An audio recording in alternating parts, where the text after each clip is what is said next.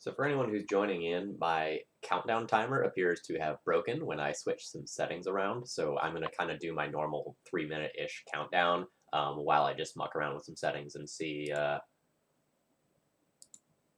what all has changed. This is going to be my first stream where I'm trying out Streamlabs OBS, as well as a few other things. So I have some learning to do.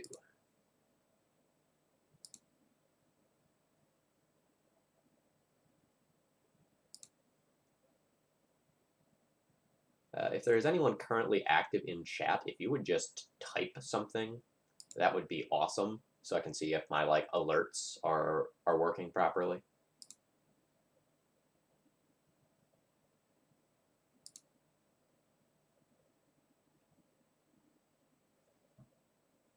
Okay.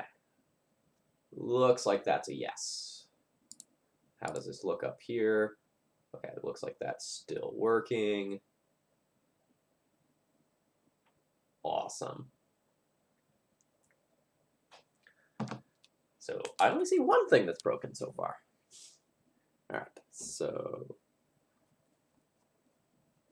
countdown timer broken. I'm just gonna scroll through my various screens, make sure they're still all there. They are. Countdown clock doesn't work though.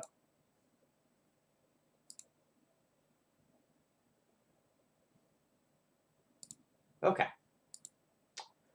Then I think I'm ready to go.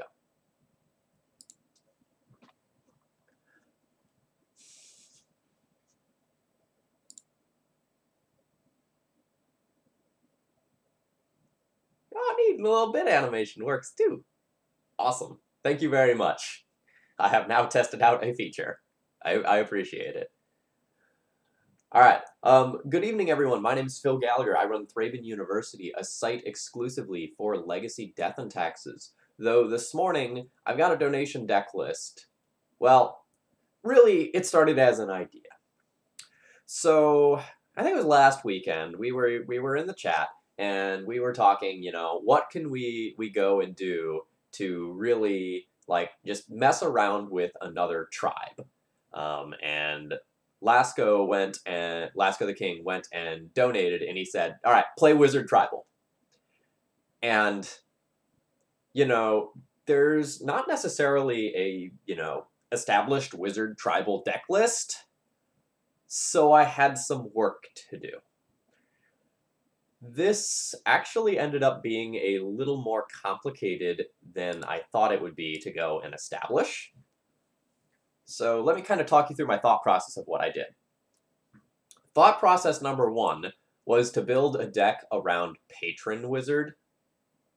Patron Wizard says that you can tap a wizard you control to counter a spell unless your opponent plays one. So the idea is you have a bunch of wizards in play, and then you just soft counter everything, and you make it really hard for your opponents to actually do anything that matters. But the issue with that build, I think, was that you couldn't really play good cards. Let me explain what I mean. In order to make that work, you really need to curve wizard into wizard into wizard, or preferably play the patron wizard a little bit later and then have 4 or 5 wizards in play. But I think with the amount of removal that's floating around in the format right now, and kind of the relative lack of combo decks, that wasn't really a good approach to take. So approach number 2 was to build a wizard deck that was just aggressive. So my second take on the deck was essentially blue-red wizards, using Delver of Secrets and Grim Lavamancer, Soul Scour Mage, stuff of that nature, and then topping the curve with the new wizard. I think it's from Dominaria, that essentially gives all of your wizards prowess. And then I looked at that deck list and I went man, this is just bad blue-red Delver. And I don't think Blue-Red Delver is a great place to start with anyway, and so I scrapped that idea. And so then I went to back to the drawing board, and I said, all right, what are the best wizards I can play? And I came up with Snapcaster Mage and Dark Confidant. And I said, okay, well, that puts me into a control shell. How can I support that with other disruptive wizards? And that's what got me to Spellstarter Sprite, Meddling Mage, and Vendilion Click. So Confidant and Snapcaster Mage play well with inexpensive spells. So like your Swords to Plowshares, your Ponders, your Brainstorm, Spell Pierce, Fatal Push, Thoughtseize, all this stuff here is essentially to like make the most out of my Bobs and my Snapcaster Mages. And we have kind of 4 Force of Wills here as a safety net around all of the like really dangerous things that the format can do. HC Fox, Diabolic Edict to Blessed Alliance. Well, I have 1 Blessed Alliance right here. So I will happily make that change. Let's make a quick change on the Cardboard Live deck list extension.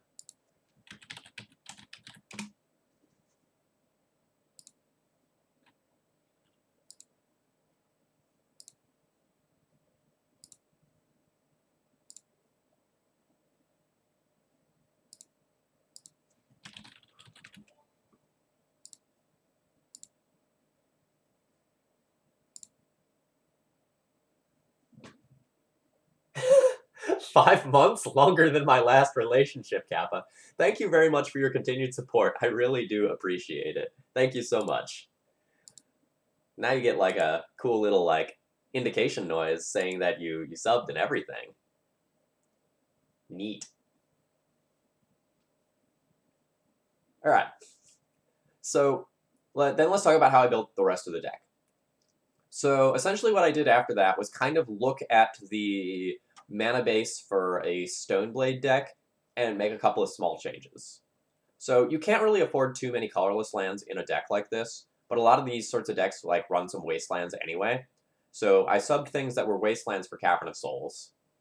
And then I figured I should probably have at least a basic, just for kind of like the Path to Exile, Assassin's Trophy, Blood Moon type of reasons.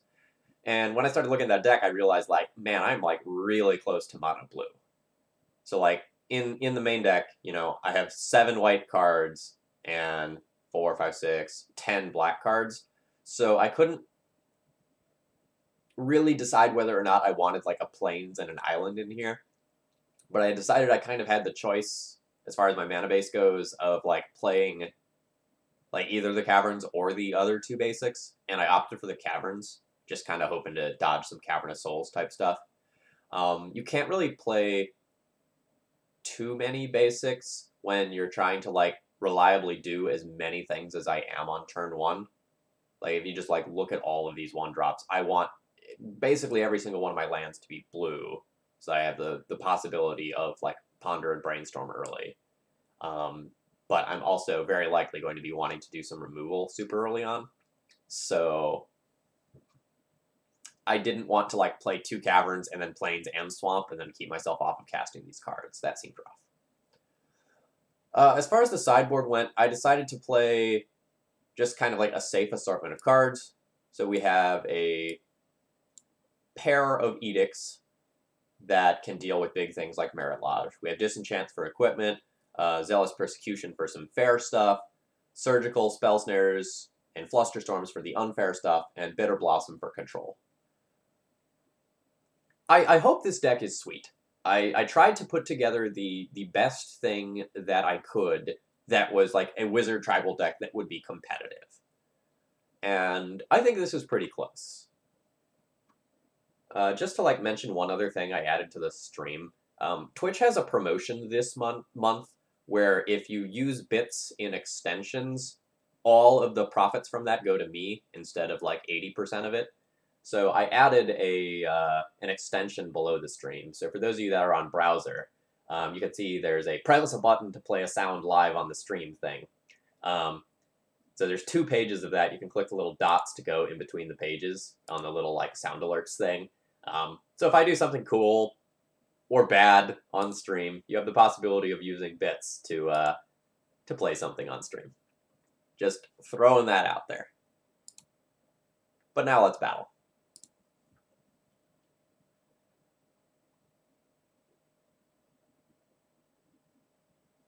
Remember, at any time, if you have questions about the deck list, you can scroll over the Cardboard Live extension on the left-hand side of the screen. The cards will go and give you my full deck list. And there is also a bio page that is now working as well, if you want to learn more about me.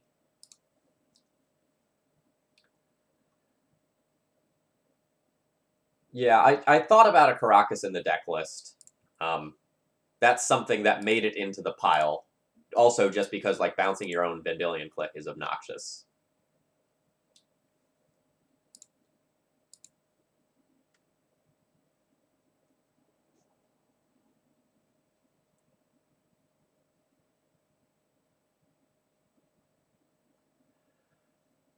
Maybe a blue Elemental Blast.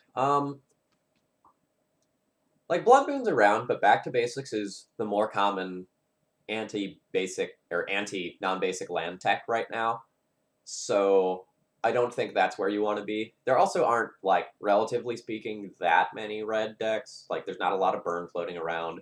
Red Prison isn't, like, as popular as it was before. You know, you're still going to see things like Sneak and Show, and there's still decks like Grixis Delver that are partially red. But I don't know that I need to go as deep as, like, Blue Elemental Blast.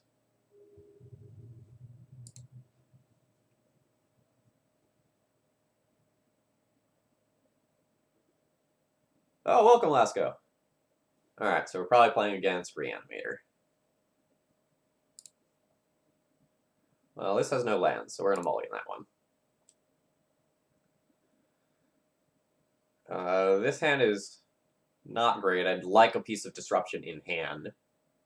But, you know, I guess this one's happening. I will bottom that Brainstorm. Alright. The Chancellor in the opener is rough.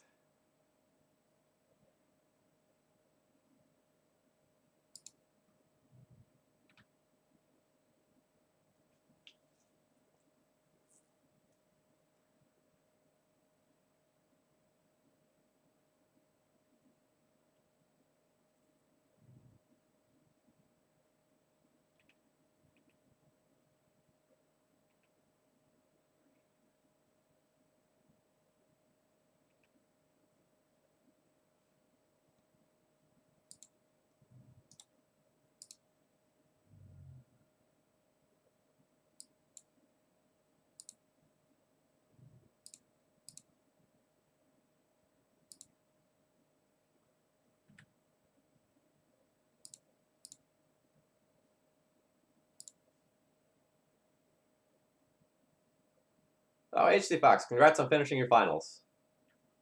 That always feels great.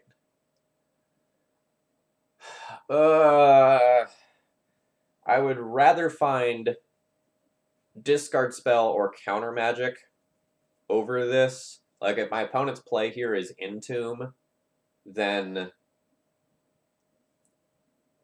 this is not going to be good enough.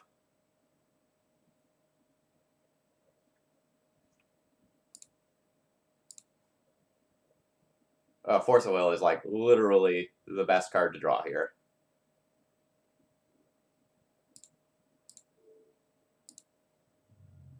And I'm going to pitch my Ponder so that I have the possibility of brainstorming and finding multiple good cards.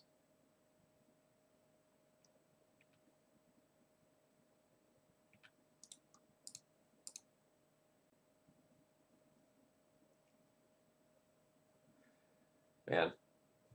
Like, I know how late in the year it is, but it didn't really occur to me that, like, we are already at, like, finals time for a lot of people. Uh-oh.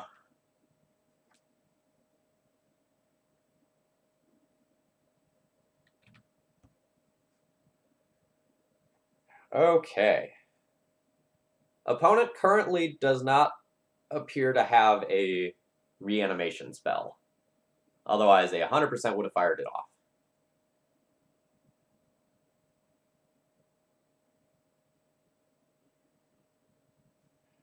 I'm going to go ahead and brainstorm here.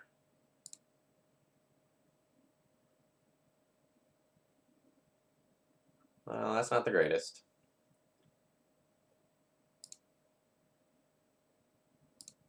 So I'll plan on getting rid of 2 lands. And now I have a force up. This even gets to, like, play through discard, which is nice.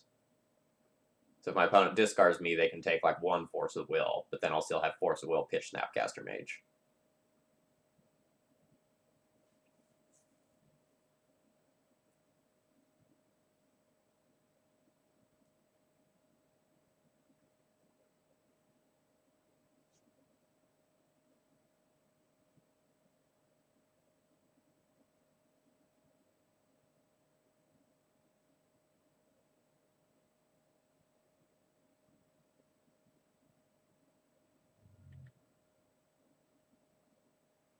I am going to have very good tools for this matchup.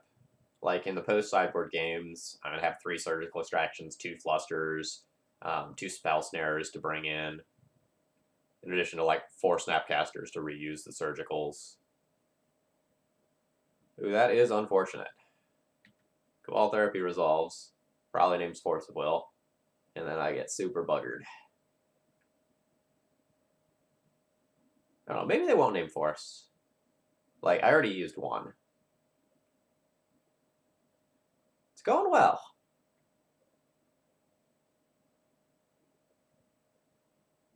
It'll be going more well if my opponent doesn't name Force.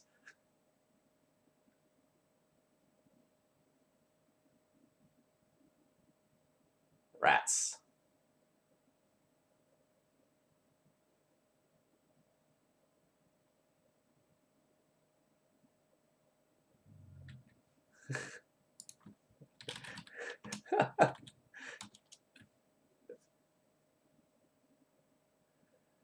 Alright. Animate Dead on Grizzlebrand. It occurs. Which probably means I just lose this game. Well, so like opponent probably doesn't know enough about what I'm doing yet in order to make good decisions about what else to name other than Force of Will, which I think that's what that pause was.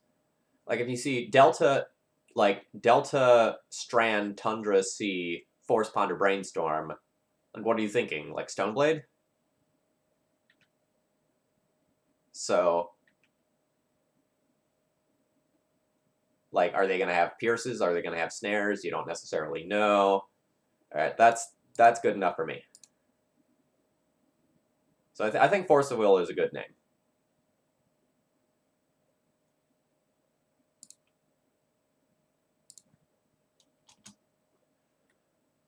All right, so essentially we'll bring in this pile of combo hate cards.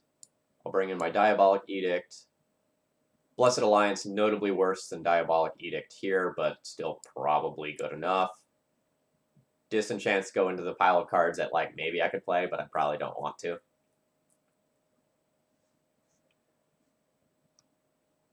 Alright, did you, like, bring your own egg sandwich, or did you get one out of a shady vending machine? Because I saw this episode of Futurama that someone acquired, like, superpowers by doing so. So, you know, there's that potential line. That could occur.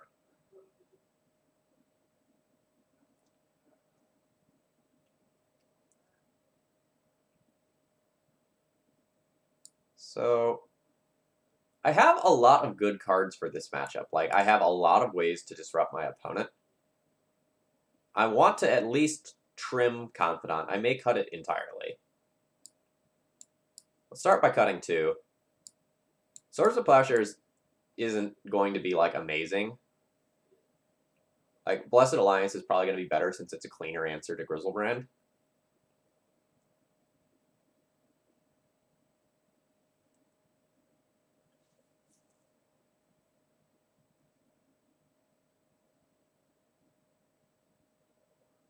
Yeah, I might end up cutting the Bobs entirely here. Like, I can cut Bobs, cut Click. That'd leave me with 12 creatures and a butt ton of answers to stuff.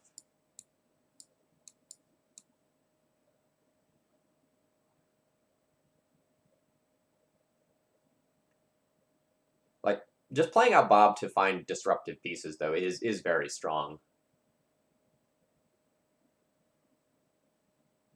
But I think this is probably pretty close to what I want.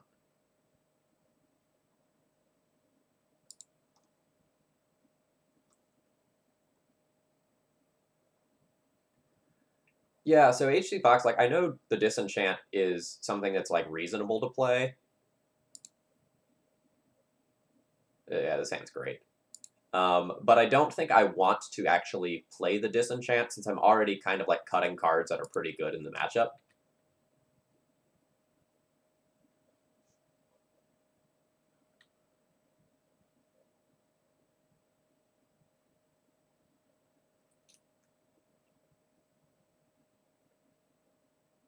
Oh, opponent is just going to, like, hard discard a creature.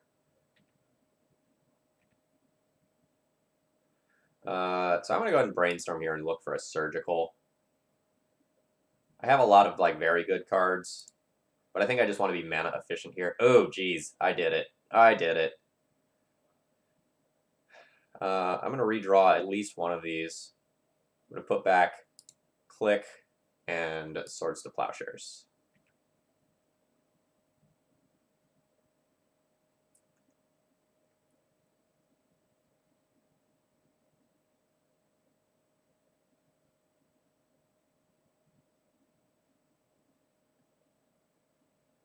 Yeah, this hand is incredibly powerful.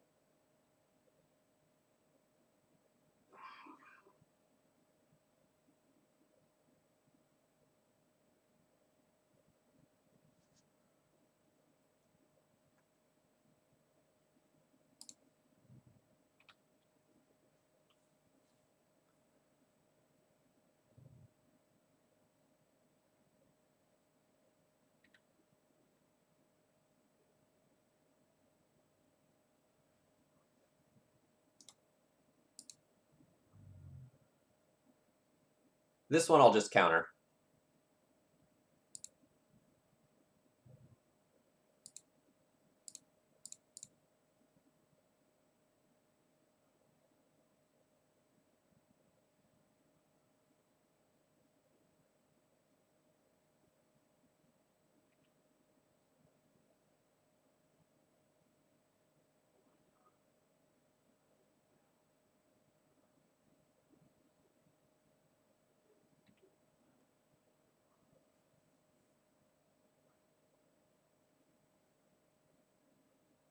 Reanimate targeting Grizzlebrand, you say?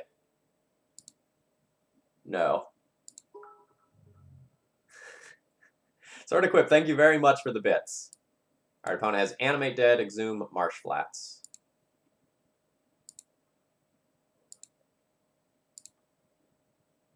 Alright, is there anything spicy here? Archetype of Endurance, Iona, Tidespout as things.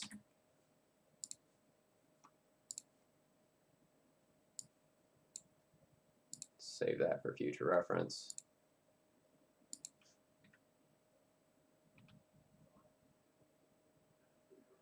Strong!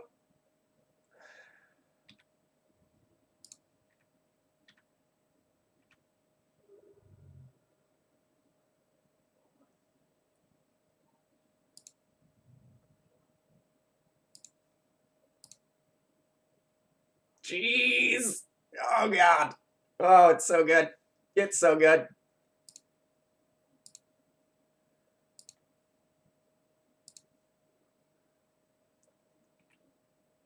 Chad, is this what bullying looks like? I feel sort of like this is what bullying looks like.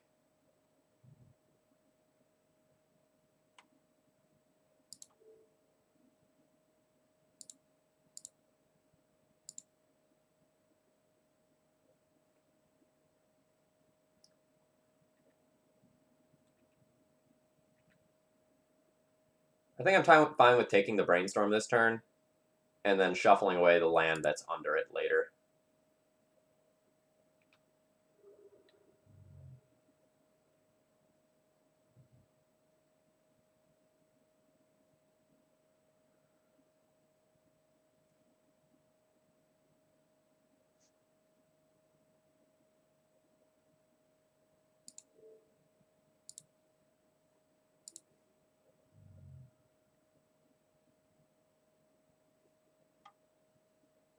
My opponent has an Animate Dead left. And I pull that Ashen Rider out.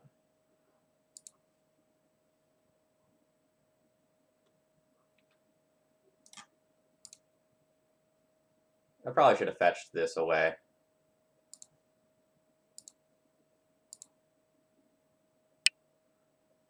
Strong.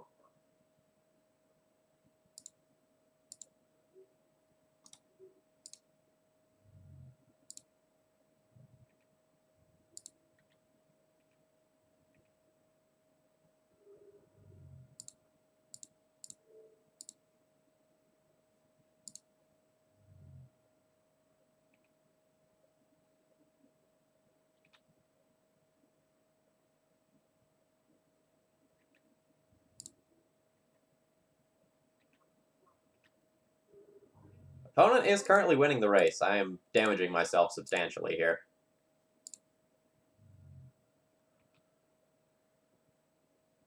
I'm going to use my next cantrip to find another creature in all likelihood.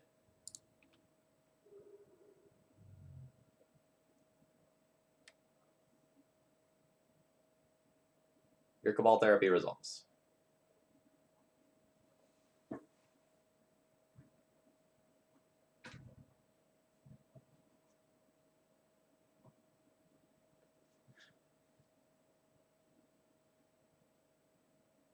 Oh no, my opponent's far from dead. Like, my clock's slow, right? Yep. Alright. HC Fox, you were right. Opponent had enough there.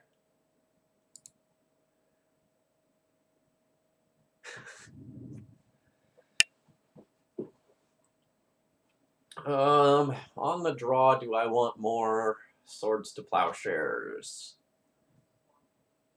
That's something I should consider.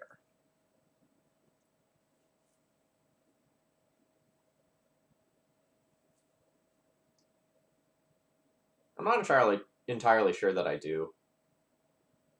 Because my opponent can just go and get, like, Archetype of Endurance first if they have the possibility of doing more things.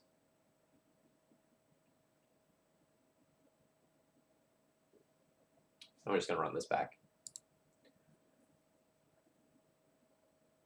Council's Judgment would have been an okay card to include as a 1-of in the sideboard of this deck. I haven't done the math to see how consistently I can get the white-white, though. Well, this hand is sexy.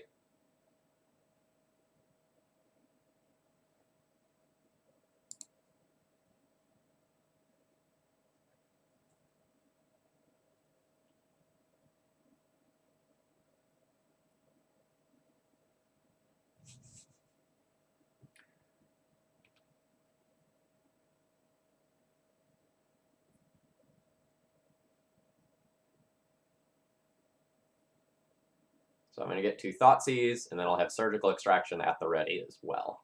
So this is a very powerful opener. Hey, there's Mr. Grizzlebrand.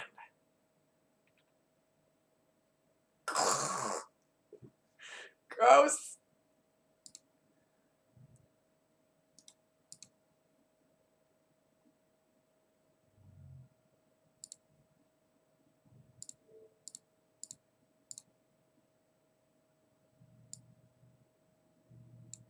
Opponent's hand is quite weak.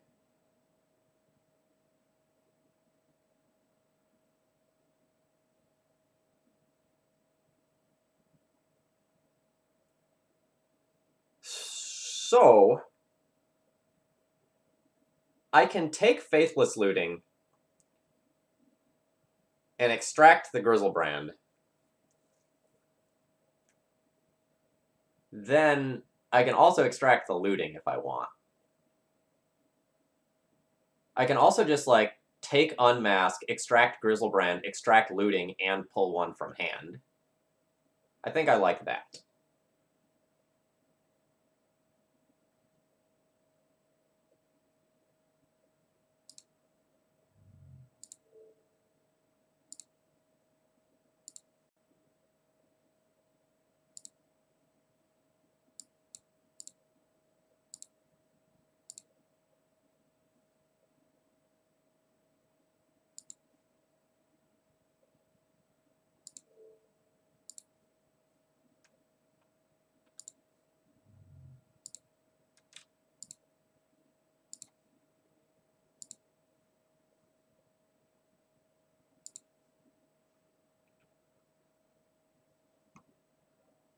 So HC Fox, I'm doing this like a touch ahead of schedule, and I technically should have like waited until my opponent's draw step to do that other one.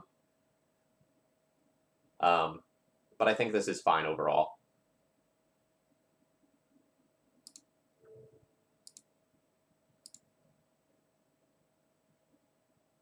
So I can leave up both Sprite and Spell Snare. So I don't think I just want to like proactively play out the Meddling Mage on Cabal Therapy.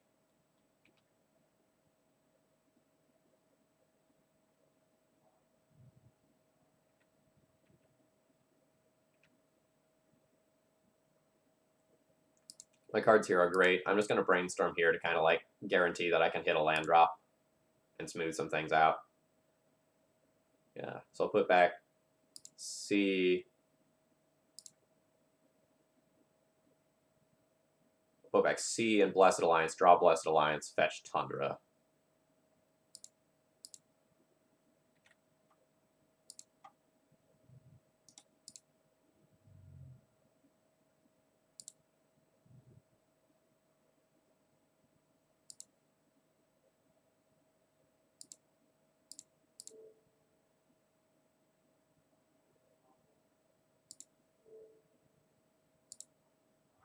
Play Meddling Mage.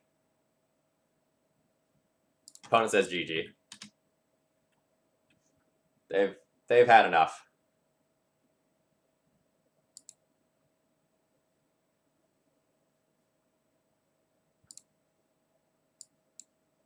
Let me out of this game, Moto.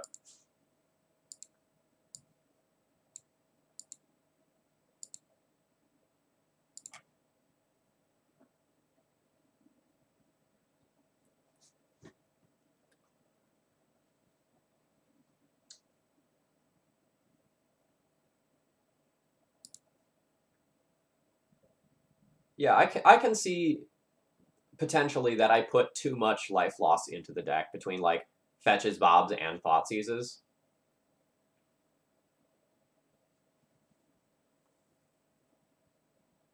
That's fair. Yeah. HC Fox, like I definitely do agree that I'm a little bit heavy on the fat. Part of that is just purely to get enough wizards into the deck so that this is a wizard tribal deck. You know, this is not me building an optimal control deck. This is me building a wizard deck. So I had to build around them.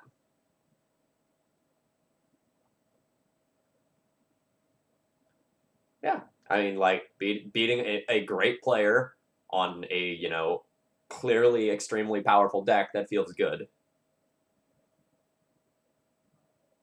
Yeah, like my hands were very good there. You know, I kind of got bullied in game 1, but in games 2 and 3, like the 3 surgicals that I put into my sideboard were extremely good there, and just backed up with the large amount of like other cheap disruption that I have. We're definitely going to be pretty good against combo decks.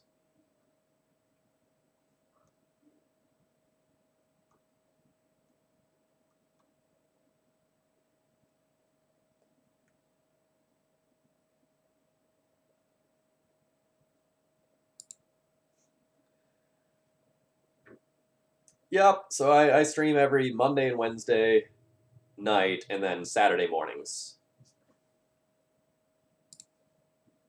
Yeah, if you want to take a look at the deck list, it's on the Cardboard Live extension on the left-hand side of the screen. We're trying something a little bit spicy here. This is a brew. Someone donated for me to, like, brew up Wizard Tribal, and this is what I came up with. There might be some deck-building errors. You know, this is a never-tried deck list, but we'll see how it goes. Opponent says, be right back.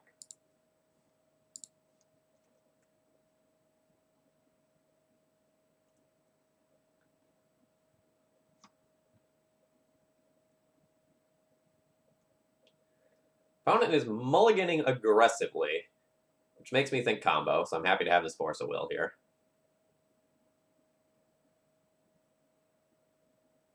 Oh, just closing your stream. Whoops. Very happy they did that.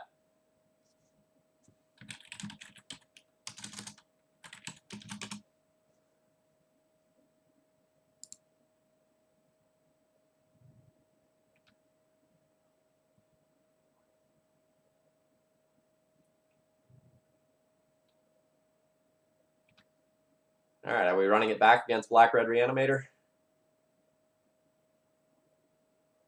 That's sort of what it feels like.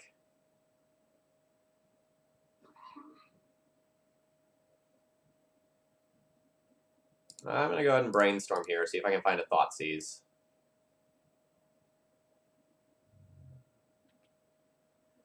If this is my opponent's chance to go for an Entomb, I will force that and pitch Click without any hesitation whatsoever.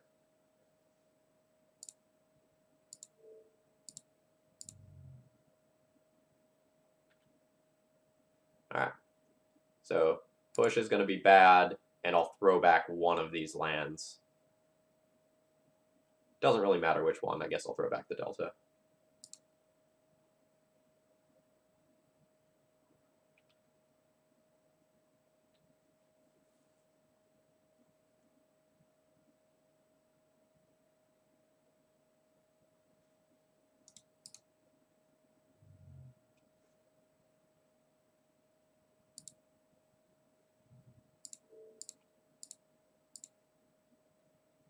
Yeah, today is the, let's bully Reanimators player stream.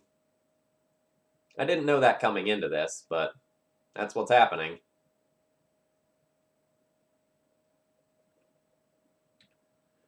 Alright, so they have the potential to get a fatty into the graveyard now, which is scary. Grizzlebrand. Our last two cards, land and reanimate? No! Phil is still in this. So now I get to hold up Snapcaster, Spell Pierce, and Spellstrutter Sprite. That's sweet.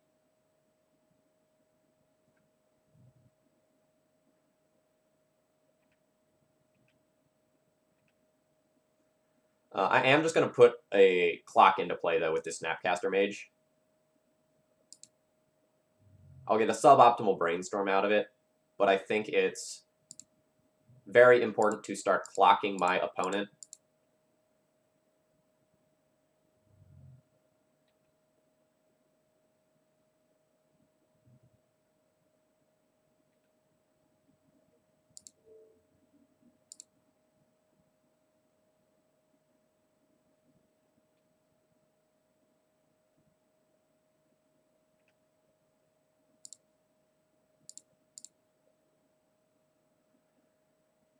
Alright, so I don't need Cavern in this matchup.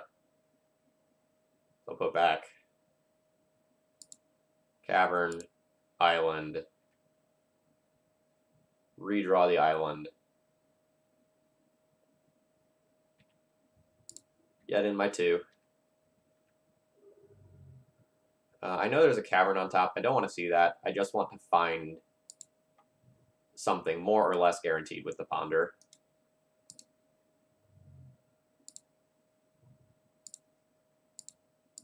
I wanted to get Tundra there. That was a mistake. Wow, this is very strong.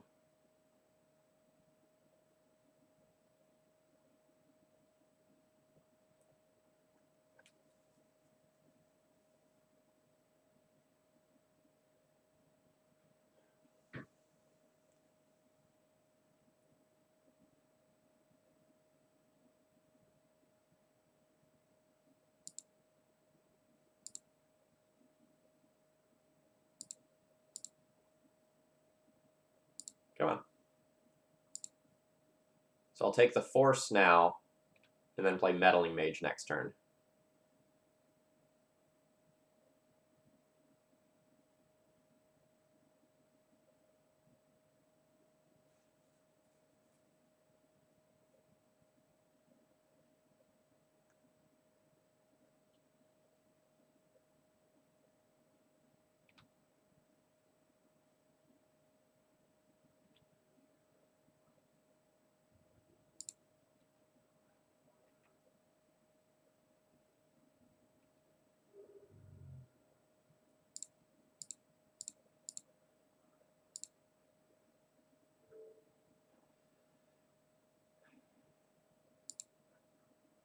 So Reanimate can be countered by Spellstrutter's Sprite, so I should really name one of the 2-drop ones. I guess the most dangerous one at this time is Exhume.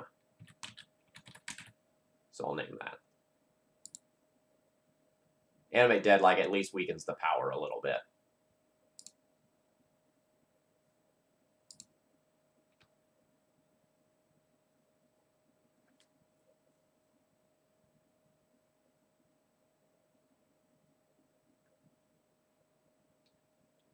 HC Fox is all right. Unmask, targeting me.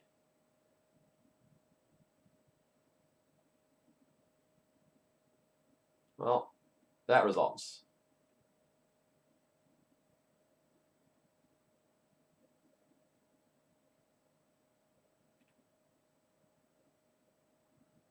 So this is my opponent's chance to flashback looting and then try to reanimate. Oh, nope, they just have the animate dead.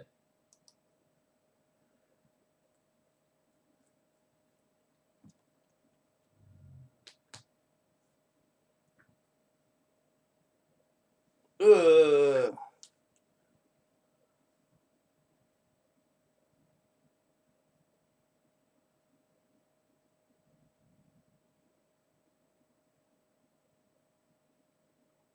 It's kind of unfortunate that this one might just come down to like me naming the wrong card with Meddling Mage.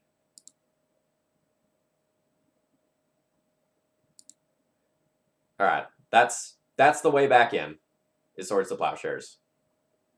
All right, so I'll put back my land and my Brainstorm, and then I can Swords Grizzlebrand and have Spell Strutter and Force of Will available to me.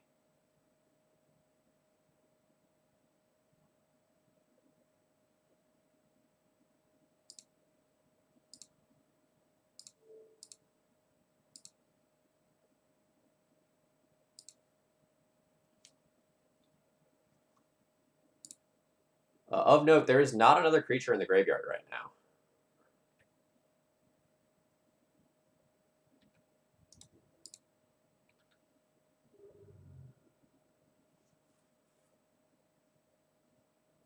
So very soon, we can just shut off Reanimate.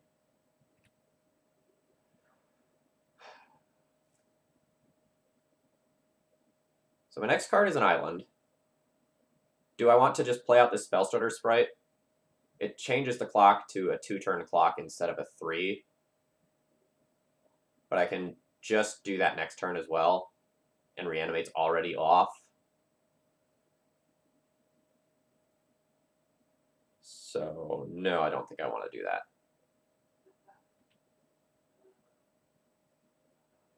Or my next card was Brainstorm.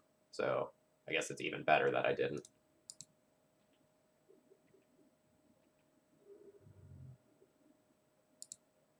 I will play this in case I find another bear.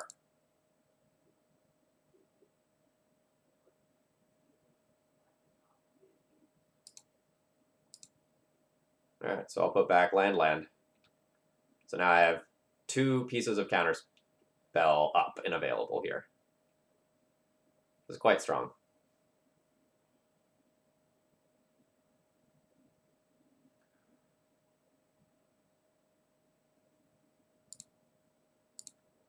Note, I'm going to Spellstrutter Sprite this because I can, and I don't want my opponent to have the information that I do have another counterspell.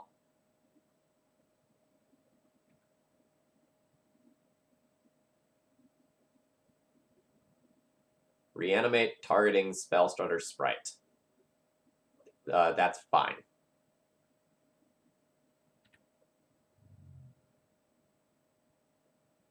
I'm not going to like actually react to that because if my opponent has a follow-up Exhume and they're just trying to get that out of the graveyard. Ooh, Therapy. Well, that is strong.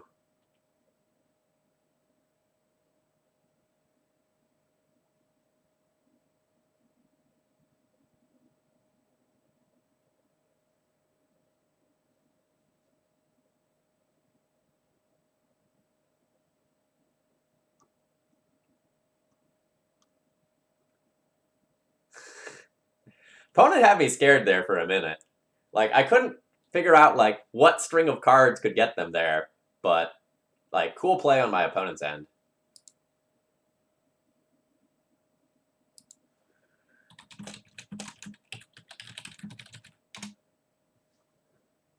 Alright, so again, we'll bring in these 7 cards, the Edict, and the Blessed Alliance like before. I think we trimmed Click, trimmed Swords, Cut Bob.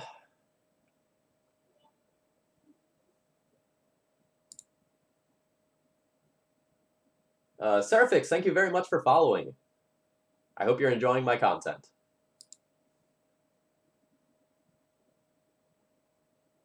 And then these fatal pushes don't belong in the deck, obviously.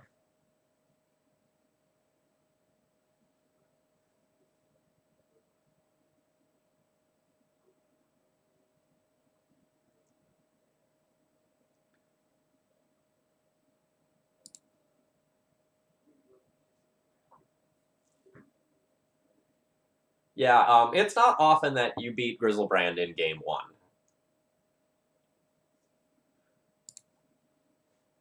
I have a Surgical. I have an answer to Grizzlebrand that doesn't require me to pay life. These are great things.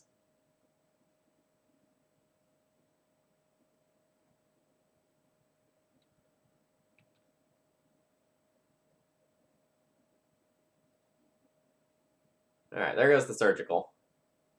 Uh-oh.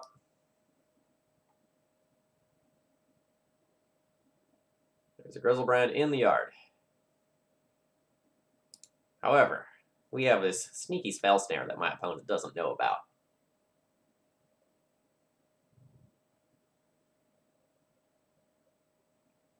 Yes! Yes! Sneaky spell snare. Get him.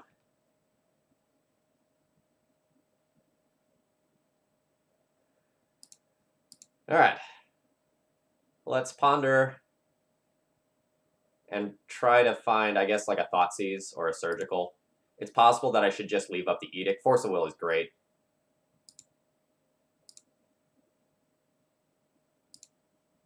So I'll take this Force now, and then I'll have Meddling Mage next turn.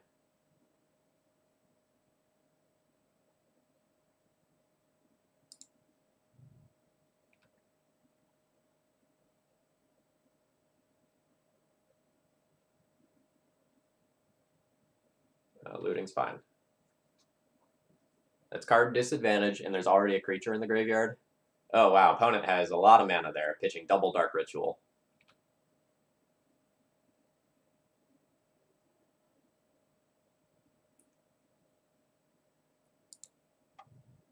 So I actually think I'm going to click this turn so that I can name better with Meddling Mage.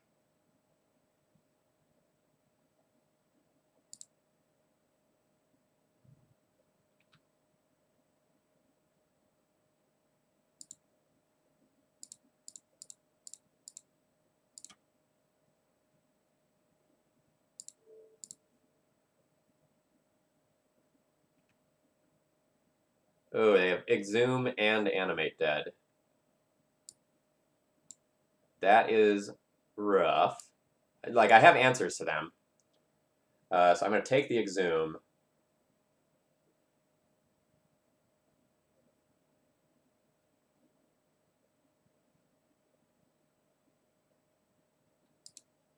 Alright, so they have Animate Dead and Bayou.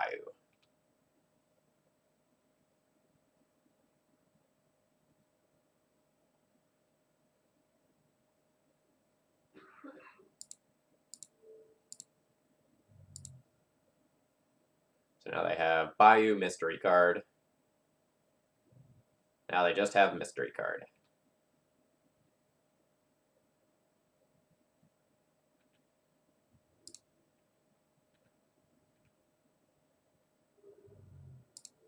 Let's find out what the Mystery Card is. Might just be land. Lotus Petal. I'm still fine just taking that. I don't think I want to play this land out. Actually, I guess if I'm brainstorming, then this would be shuffling anyway. My opponent's not going to have any taxation effect.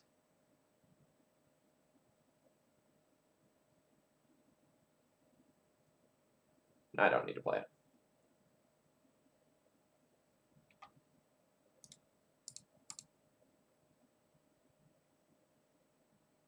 Flashback the looting.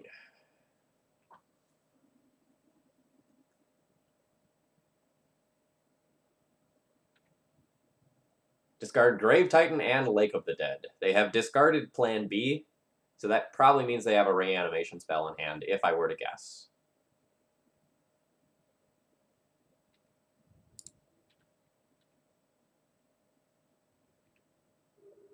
again, since I have sorcery speed disruption that I can do, I should just brainstorm now. Alright, so I find Meddling Mage. So I'll put back land, land.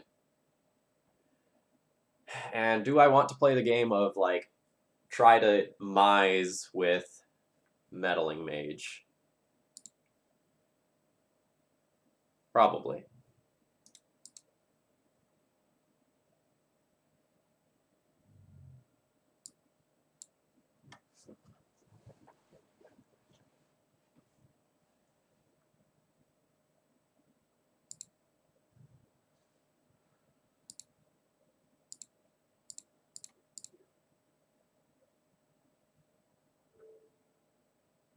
You say utter nonsense. I say great deck. Alright, so my opponent has one Animate Dead in the graveyard. I'm not really too afraid of Reanimate. It'll put my opponent too low where they can't draw anything. So, like, alright, so there's both Exhume and Animate Dead in the graveyard. So I've got, like, I'm still going to name one of those, but it's like a 50-50 shot.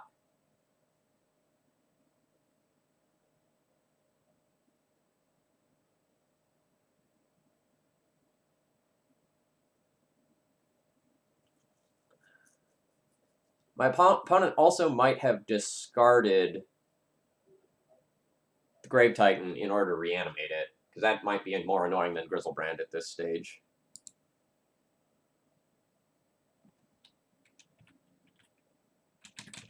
Alright, yeah, keeping that in mind, I'm going to name Reanimate. It's the one that's a 4-of still in the deck.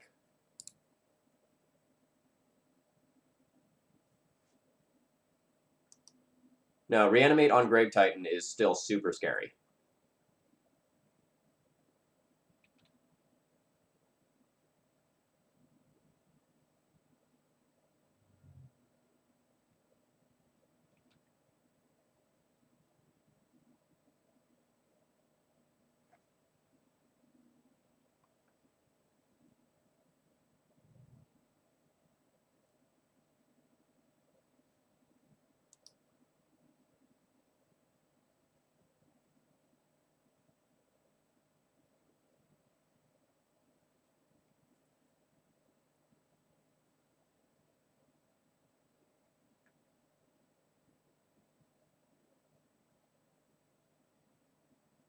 Oh, you're right.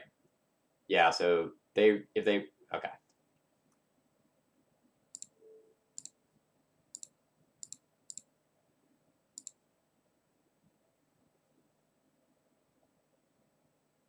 No, we don't win yet.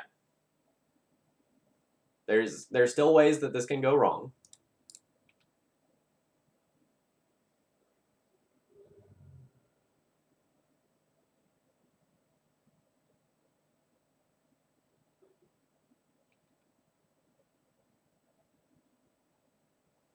Alright, so now I need another answer to this Grizzlebrand.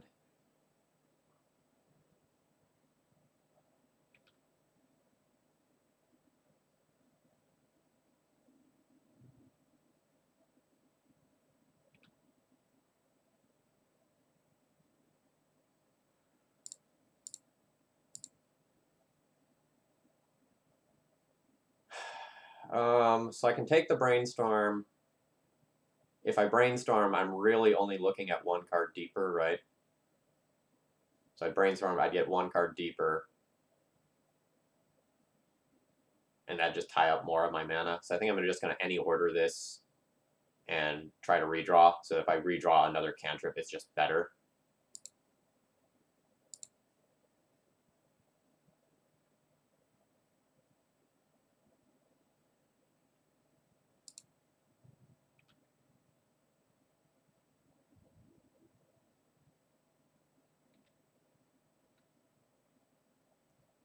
If I had drawn a removal spell of any nature there, I could have attacked in with both creatures and then, like, removed one of my own creatures in order to avoid the lifelink.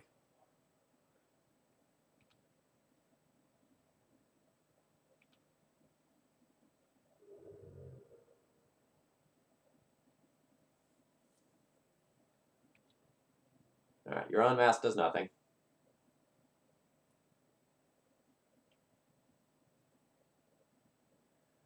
Alright, Animate Dead on Iona. That's scary.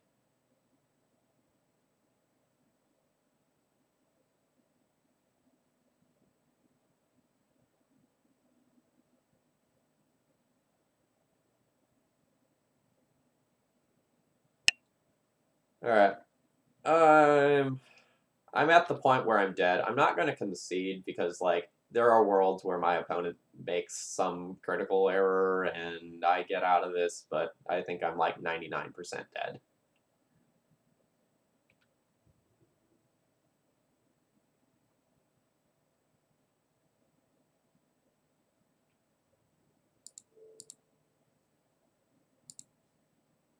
No, I do not have Caracas.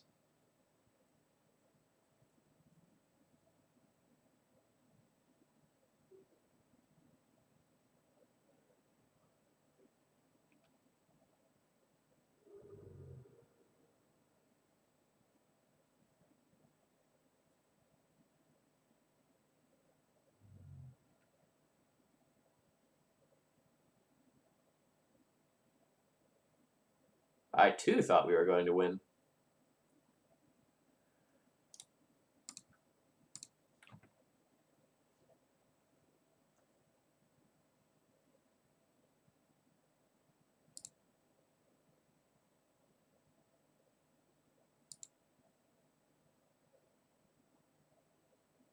That one came down to a wrong choice on Meddling Mage. Like, even if I didn't name Reanimate, like, it still would have been like 50-50 which one of those other cards I named. It's very possible that just, like, naming Exhume was just the correct thing to do there. I named Reanimate just, like, fearing, like, Grave Titan getting reanimated, but my click flew over it, so that was probably an error. Like, I might have punted that game away.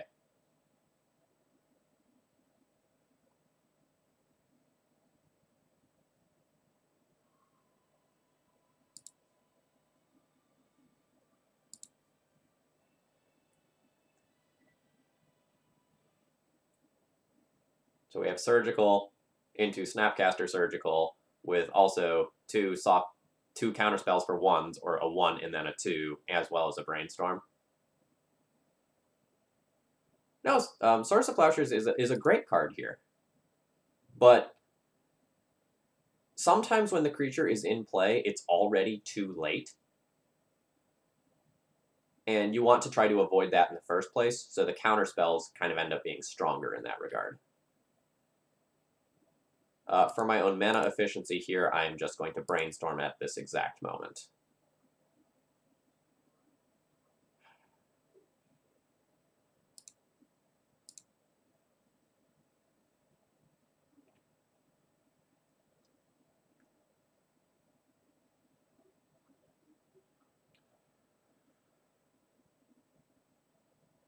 You know, I don't really want to cast this Thoughtseize this turn. I really just want to wait until next turn to do so. That's kind of weird, but I have a counterspell for a 1-drop into a counterspell on a 2-drop if I just play out these sprites.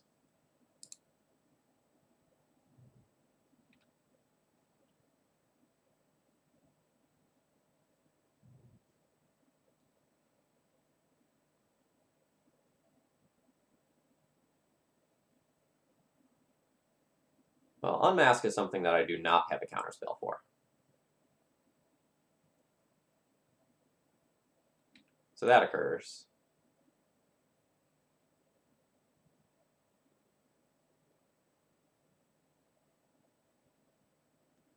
But if Surgical goes to the graveyard, then I still have, like, Snapcaster Surgical.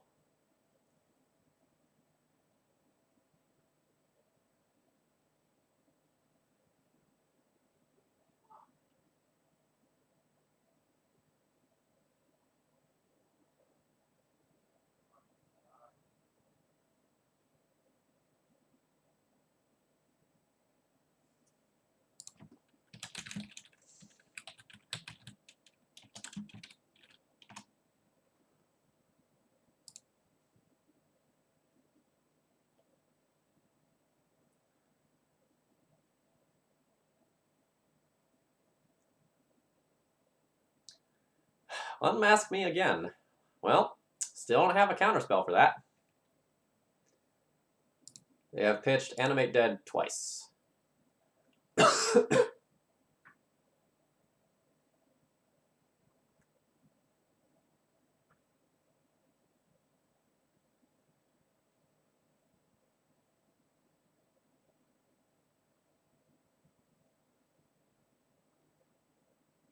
Take the Thoughtseize. Okay.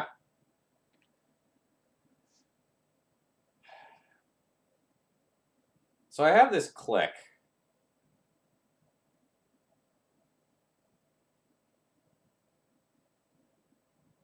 Coming up on top of my library.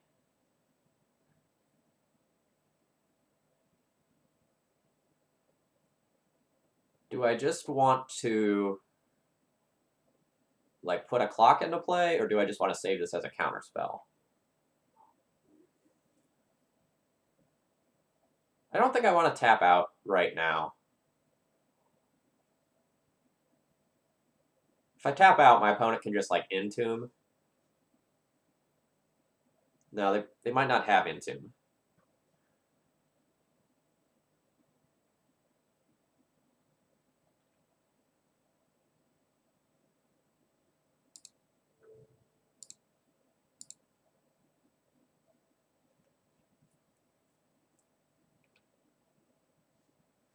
I'm not going to draw step click them. I'm going to end step click them because this leaves open counterspells in the main phase.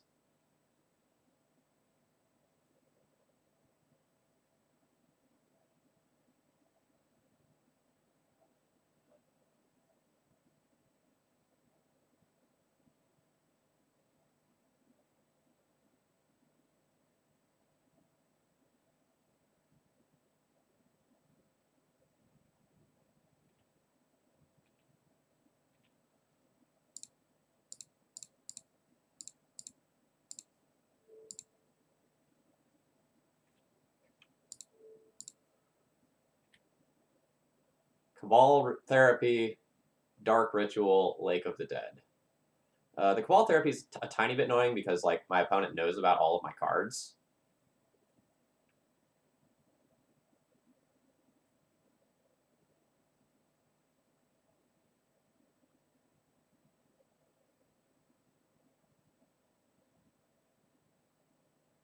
I think I just let them keep those. Like, these can counter both of those.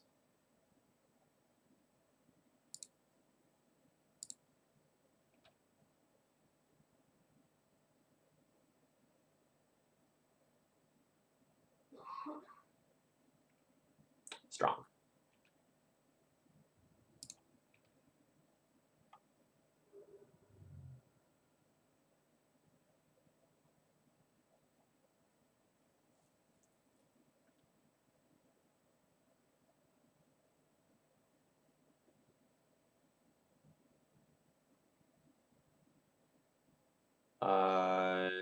Dark Ritual. Does that mean my opponent just, like, drew Grave Titan? And if I don't counter this, I'm going to die? So with Lake of the Dead, they would just, like, put that into play, sack the tap, swamp, and get to Grave Titan mana already.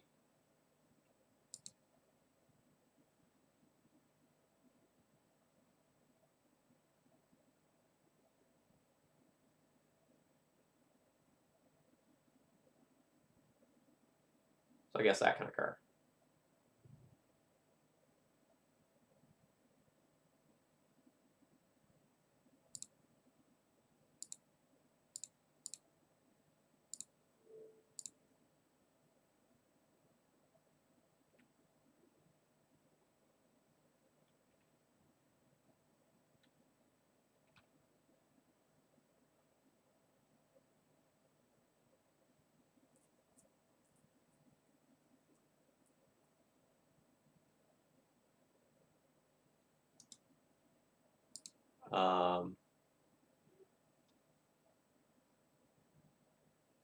I don't need to play up that land. Just whack my opponent for a bunch.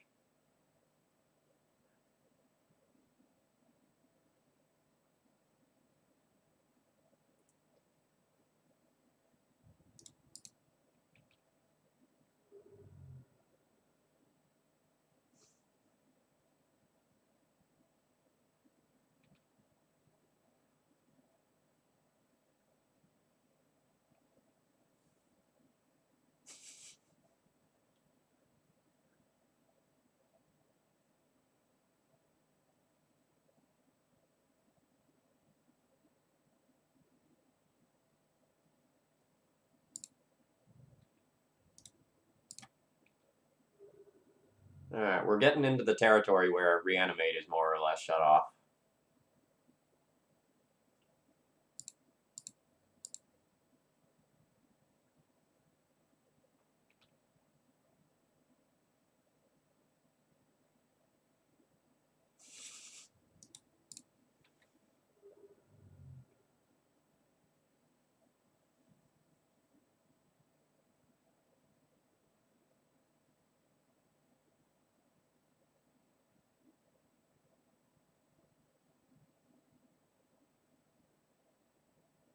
Hey, welcome back, Hippity Long Ears. Yeah, it's been a while.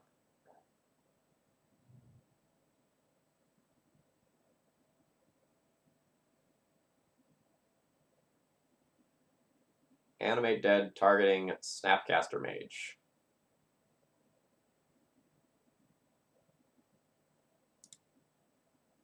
I can just counter that with Spellstutter Sprite and then have double Pierce up. Actually, I guess I can just, like, surgically extract that and not spend any of my mana.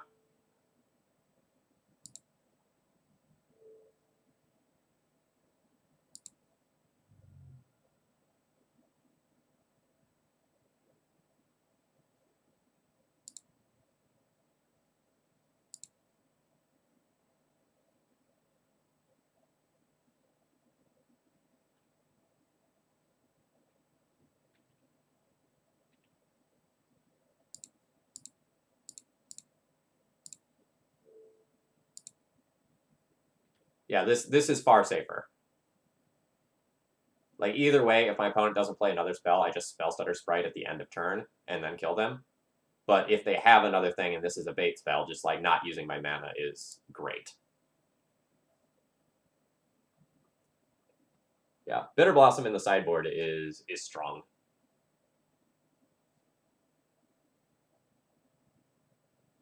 Oh, we're looking at Marriage's deck list from... Alright, let's look at this real quick. That is, those are cards. Those are cards.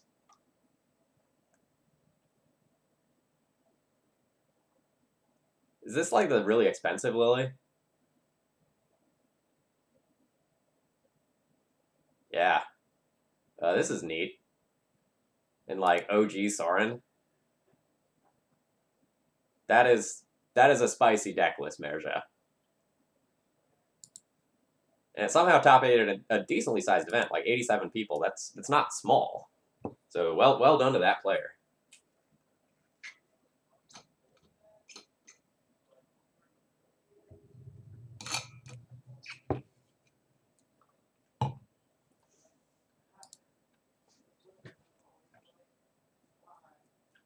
So to keep up with the tribal idea, I did not want to just, like, throw a bunch of planeswalkers into the deck.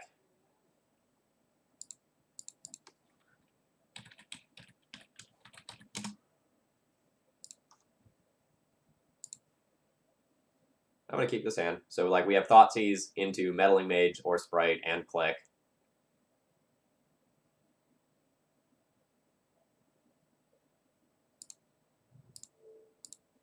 I don't actually know that Riptide Lab is, like, good. I think I'd rather have Caracas over Riptide Lab, given the opportunity to play one of them.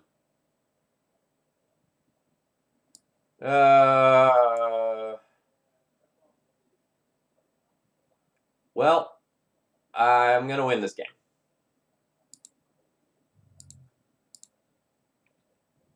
I'm going to put Meddling Mage on Life from the Loam on turn 2, and then my opponent's hand does nothing unless they draw Dark Depths. By Legacy standards, Riptide Lab is extremely slow, right? They just played the Wooded Foothills. All right.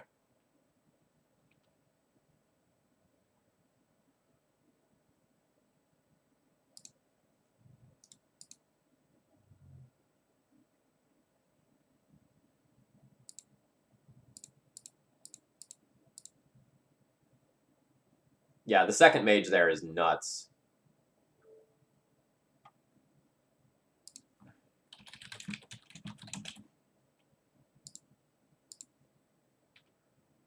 So, like, with the next one, I can name Punishing Fire to protect the first one, and then I can have like Sprite and Click Up later on.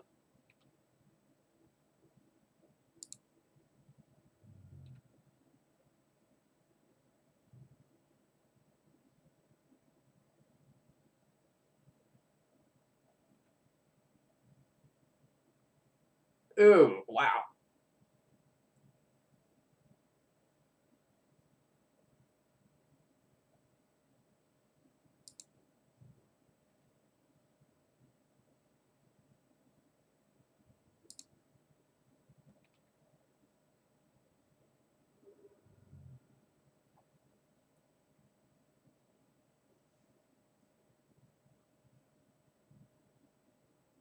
No, we won the game versus Reanimator. We're 2-0 right now.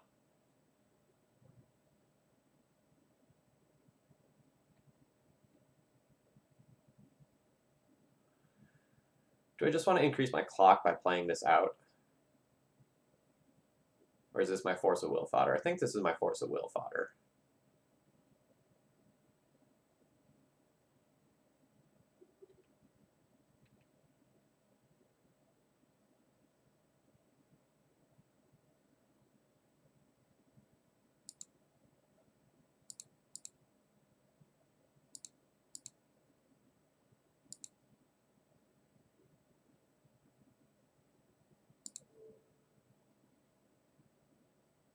I'll click my opponent, just see how their hand has changed.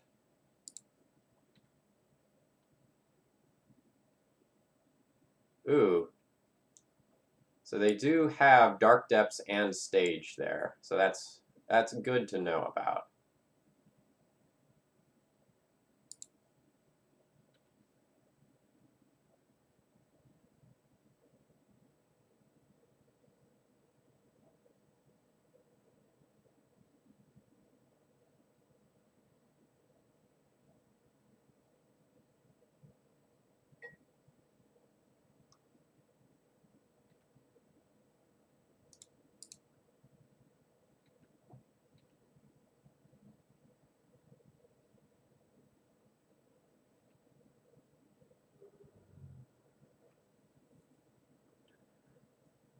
So I don't think I want to play this land, because if my opponent like draws a wasteland, they can waste my Tundra and then like port me off of this. Although maybe that's playing too conservatively, and I just like want to have as many lands as possible for tabernacle reasons.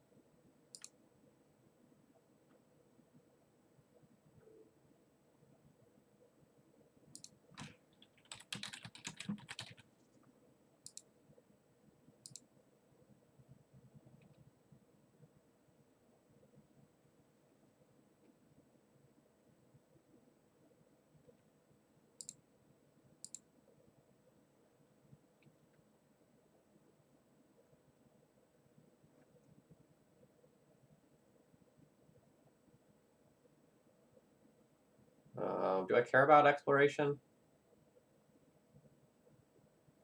So if I counter that here, my opponent will just play Tabernacle and make me play 4.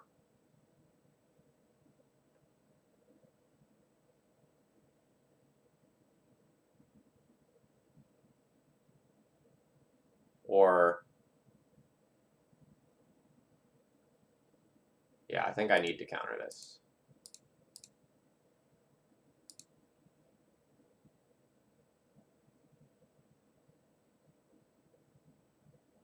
It's super awkward that they have the Sujiri Step in hand as well.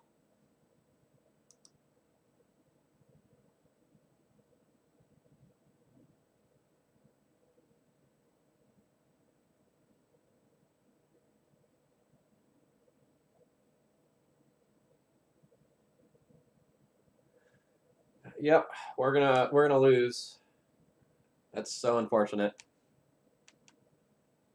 So like I attack in with everything, they can like make it block click, and then I die. And if I hold back, my hope is that they don't go for it.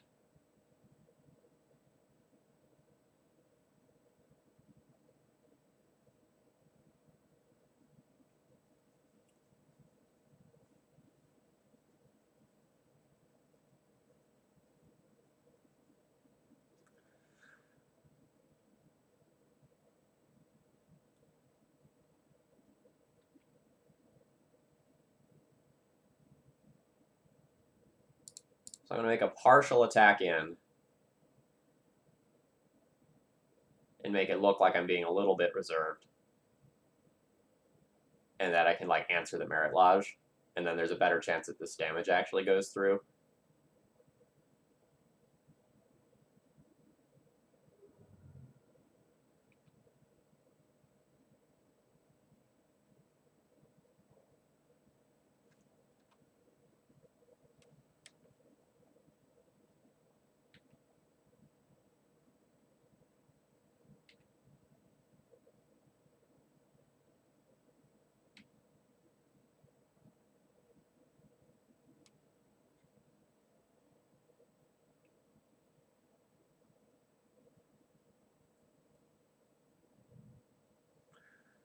Alright, they went for it, so I die.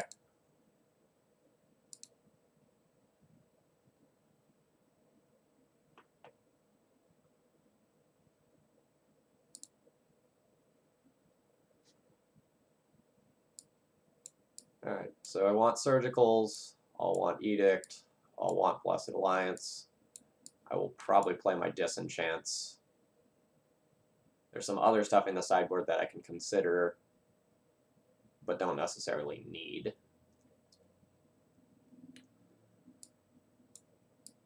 The Fatal Push is pretty actively bad. Thoughtseize is mediocre on the draw. I probably won't play this on the draw.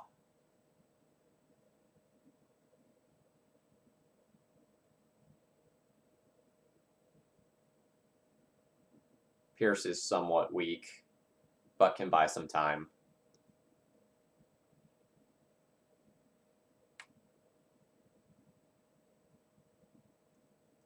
Spellstrutter Sprite also kind of medium here. Like as countering ones on the draw is not great. Because like the gambles and the explorations and such are already going to come down. So maybe I'll trim one of those.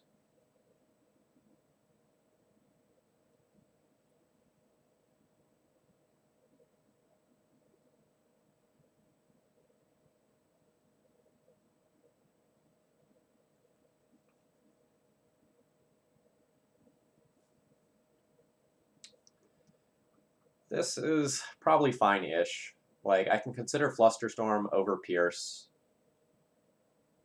But Pierce can hit, like, the Moxen and the enchantments that this can't.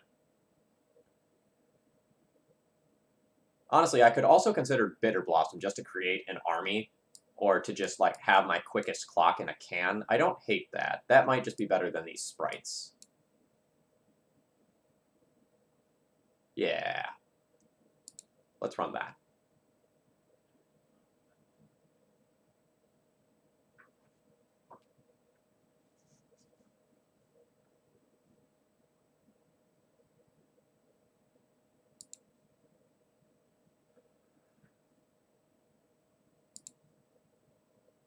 So I have a hand with a Surgical, and Snap Surgical, and Disenchant, and Force of Will for the first unfair thing that happens. Like, this is great.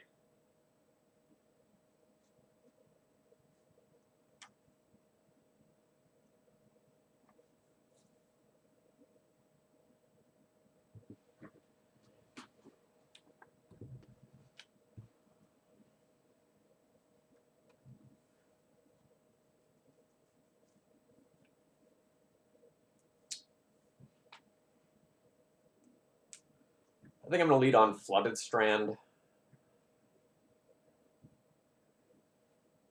over Brainstorm. Or Flooded Strand over Tundra. I don't really have things that I want to, like, shuffle away with this Brainstorm right now.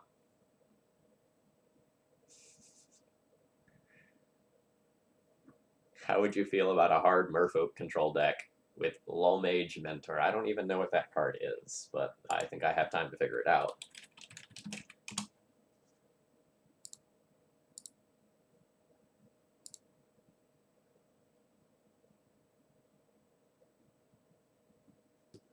That does not seem like a powerful enough card to see Legacy play.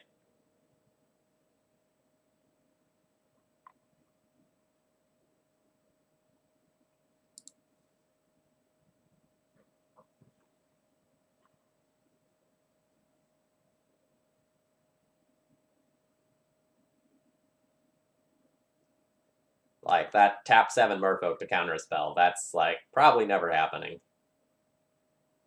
I think it's 7. Yeah, 7 Merfolks to counter a spell. I mean, I was pretty hesitant to, like, play Patron Wizard, so that just seems worse.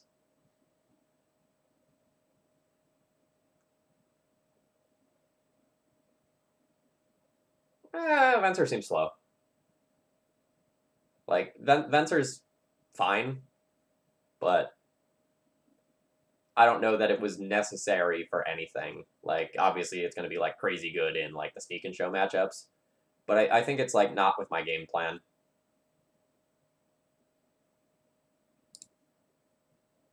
Like, I'm much, much lower on the curve than, like, just casting Venser.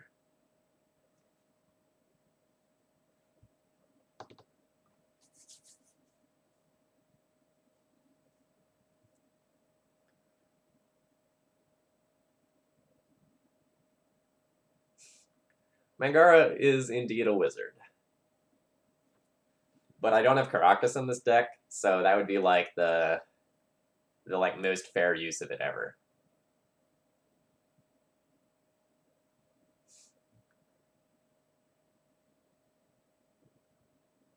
Oh yeah, I've played some, like, Venser, Mangara, Caracas decks before. I've gone pretty deep on the Mangara train. Alright, looks like our opponent has gotten, like, hit by a meteor or something, so chat, feel free to throw out some ideas, and let's chat while we wait for our opponent.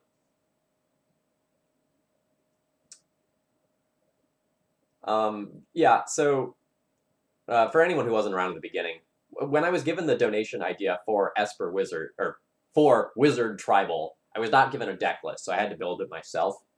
And my thought was that, like, my very first thought was, all right, let's build a Patron Wizard Vile deck. And then I started looking at, like, the wizards I would have to play in order to support them, and it was not good.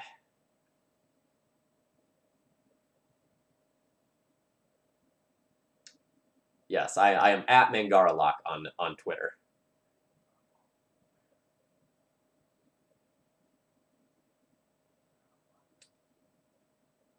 So I really dislike Merfolk as a deck.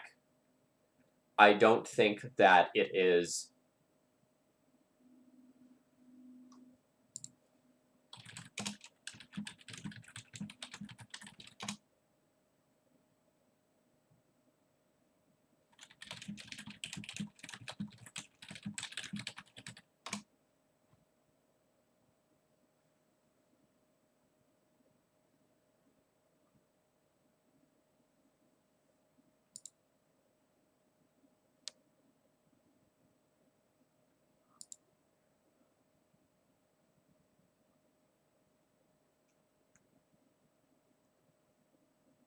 Sorry, my opponent's typing to me. I think they're having trouble with connection. Or I'm having trouble with connection, one of the two. But I think I'm good. Sorry, to finish the Merfolk's thoughts, like, I don't think Merfolk has as good of an endgame as D&T. I don't think it's as controlling as D&T. I feel like Merfolk, generally speaking, is very clunky. Like, sometimes you get the free wins against the blue decks, but, like, you're essentially an aggro deck with like soft control elements. And I think if you want to play that tempo style, Delver usually ends up being better and gives you more lines of play. With Merfolk, your strategy is a lot of times just like, I'm going to put a bunch of fish onto the table and turn them sideways and hope that it works. And I don't think you get a lot of wiggle room in your decisions, so I don't think you get to leverage your skill very much with Merfolk.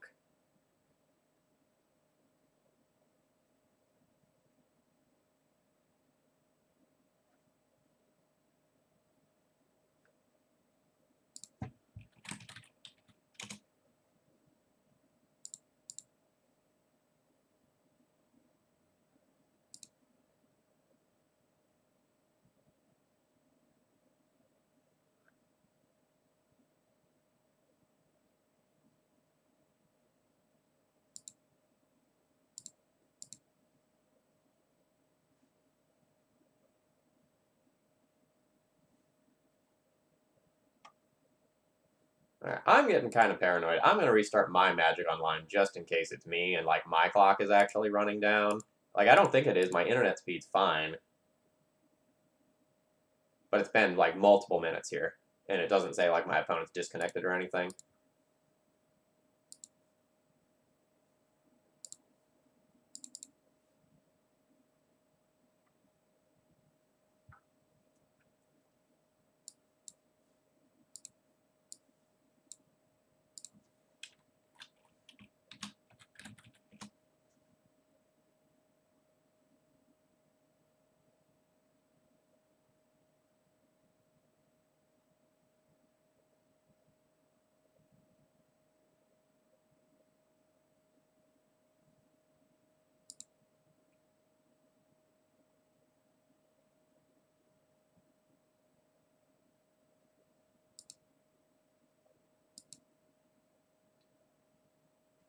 Like, just continuing the thought while my Moto gets back up. Like,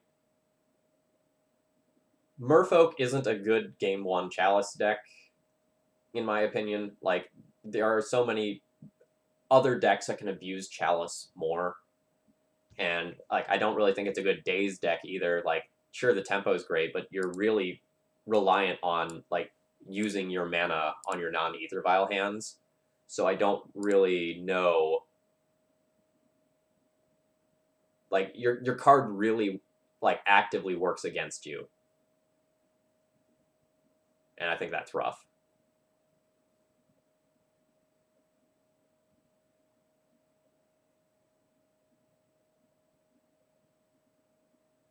Like, when you're a deck that wants to be playing a bunch of 3-drops, like True Name Nemesis, and you want to like be playing Daze as well, I don't like having Daze in the like 4x True Name deck. Like, if your goal is to just jam those and kill your opponent with them. Well, Moto is loading super slowly, so maybe it was Moto and not my opponent.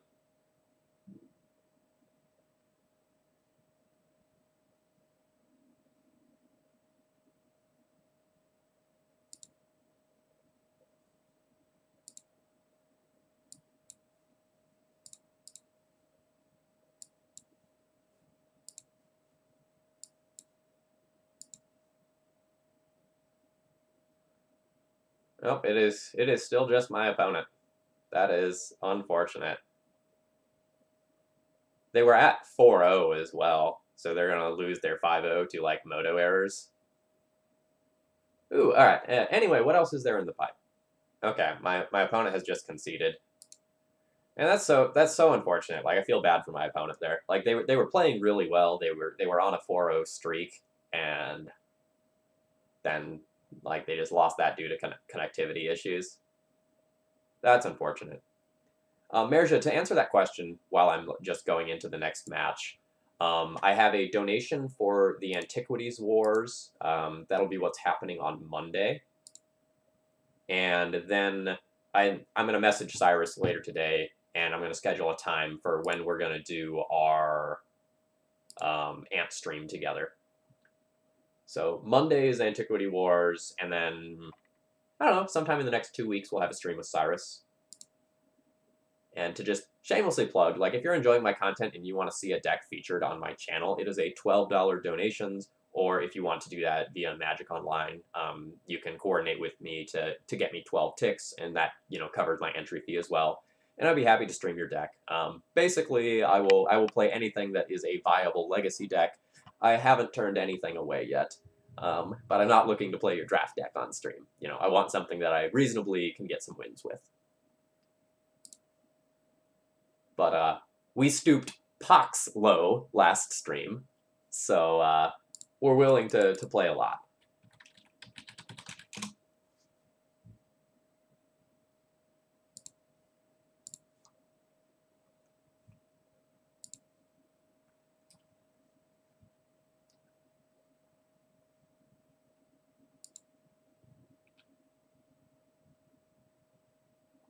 I'm fine with it. Like, let's take a standard deck and turn it into a legacy deck. That's okay.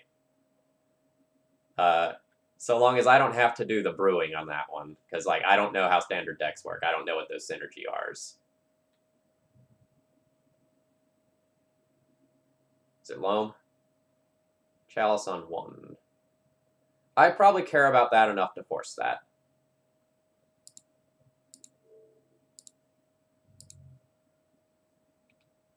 Looks like we're playing against Loam. 4-color Loam, that is.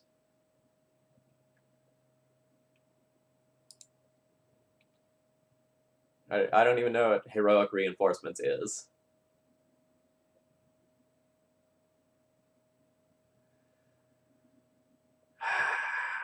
Well, that one happens.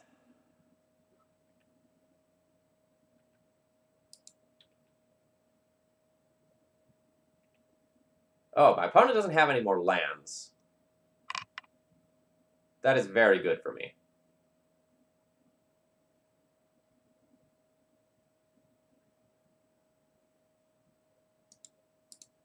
That probably means it is just time to get aggressive. Like, my opponent is going to have, like, some big knights. I'm not going to have a chance to answer them. I probably am just going to play an Ambush Viper, followed by a Vendilion Click on my opponent's draw step and hope for the best. That is how I see myself winning this game, because almost all of my interaction is shut off. I'm essentially an aggro deck now.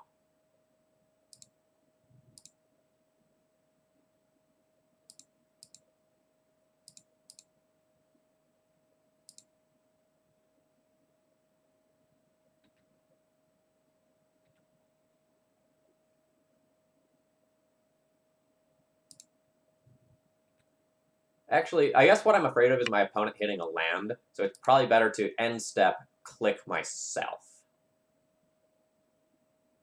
and get rid of this Spell Pierce.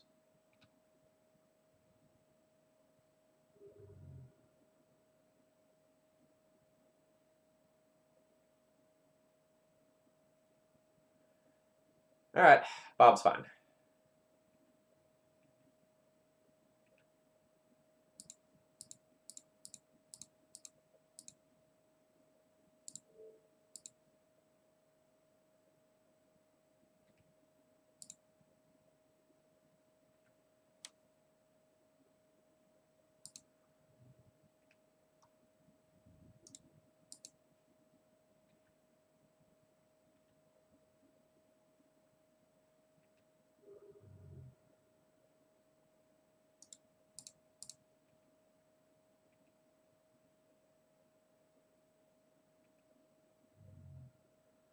Alright, Green Sun can get Dryad Arbor, but I can counter that.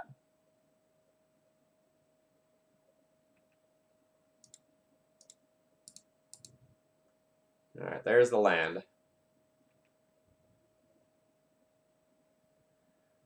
Do I want to counterspell, or do I want to kill this Bob? I think the Bob actually helps me.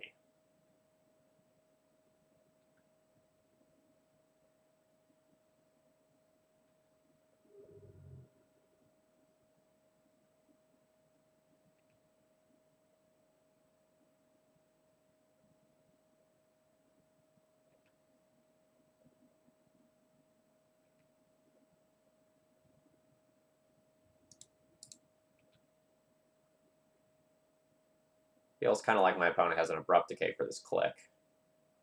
And that's fine, I can just click them again later.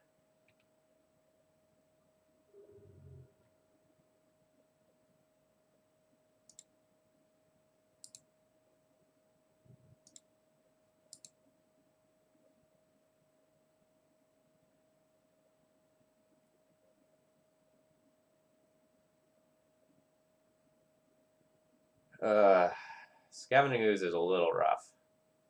I guess it can only gain 1 life right now.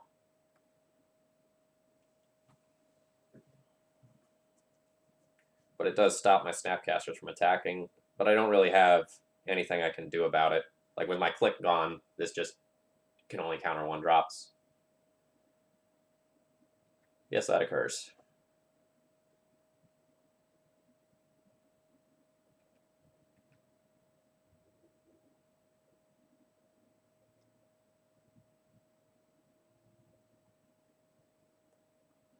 I guess I can trade a Snapcaster Mage for this at this point, but that's, again, kind of bad.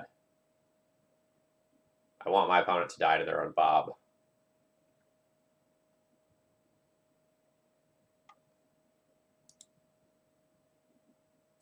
I don't think opponent is going to play Lily this turn. I think that already would have happened.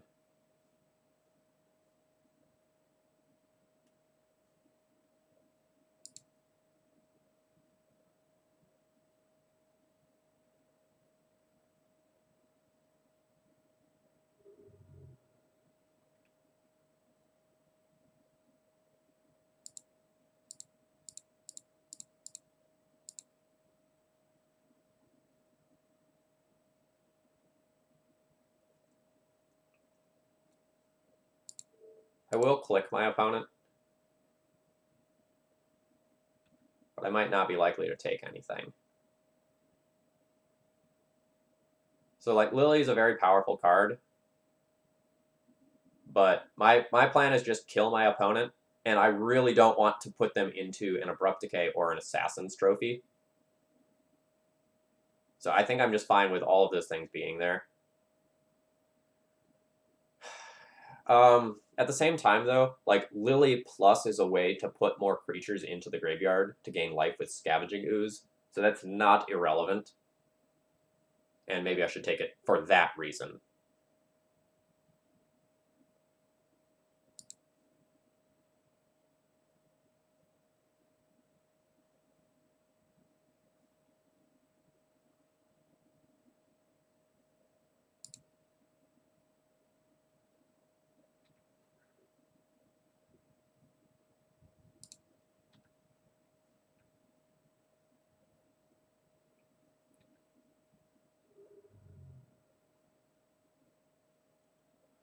So I know my opponent has double Green Sun. I guess I can Meddling Mage that and then still leave up Spellstrutter for something smaller.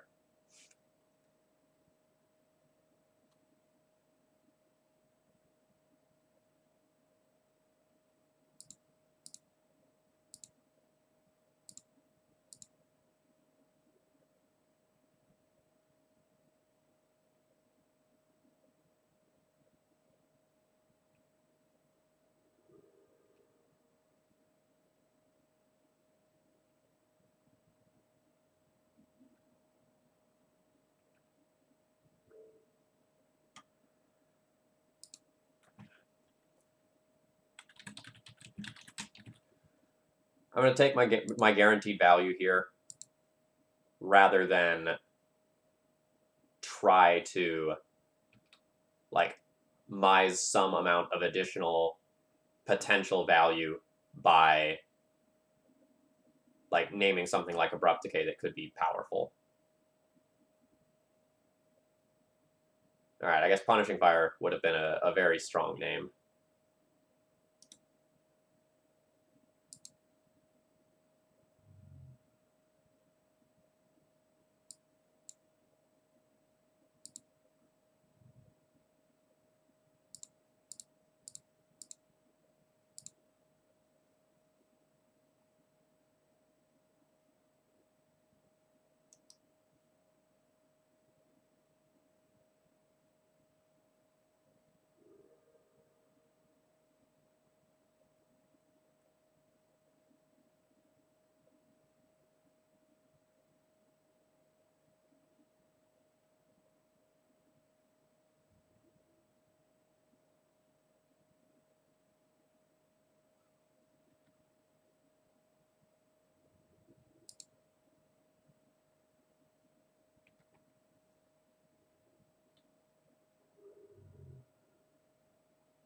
This is going to be tight now.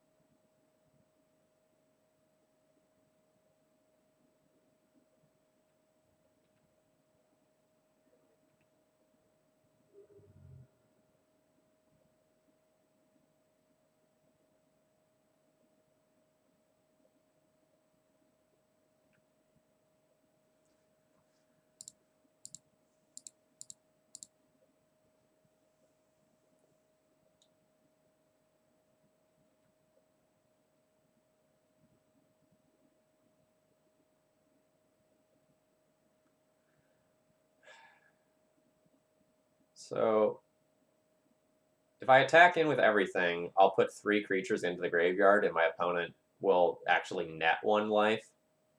So I shouldn't actually make this attack.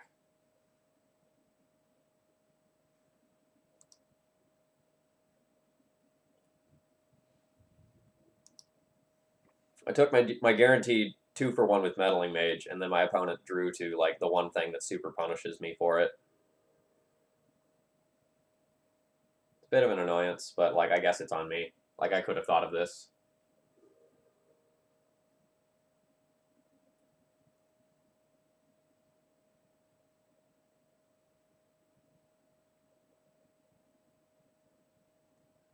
Now my opponent's green suns are unlocked, and they get Night.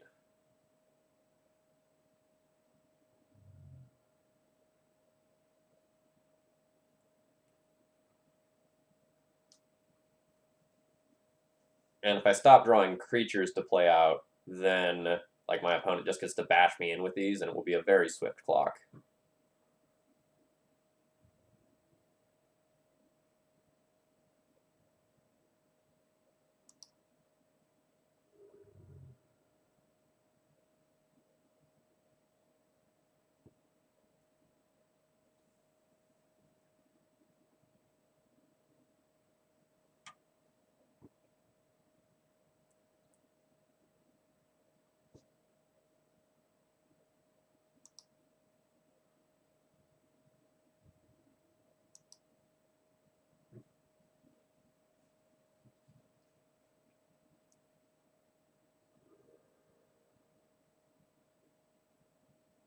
Yeah, I know my opponent can like point their punishing fire at their own Bob, but like this is kind of my hope right now, right? Is that this kills them. Otherwise, I only have a couple spell strutters left in the deck that can fly over their stuff, and they just die to punishing fire anyway.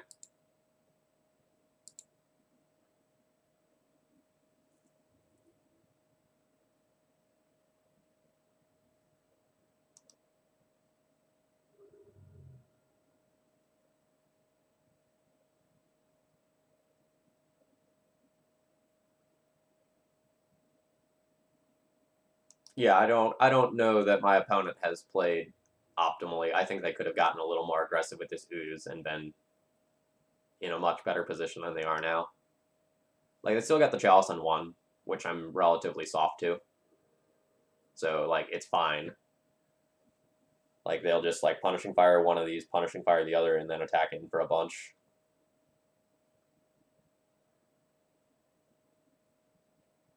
Yeah, if they had been attacking in with this ooze, especially once it's like to the point where I can't game block it, I don't think I could have been. I'm just gonna concede right here. This is the tipping point. Like my opponent has just put a handful of creatures in the graveyard, so like I'm not gonna kill them with their own Bob. I'm also gonna make it look like I don't have a basic land.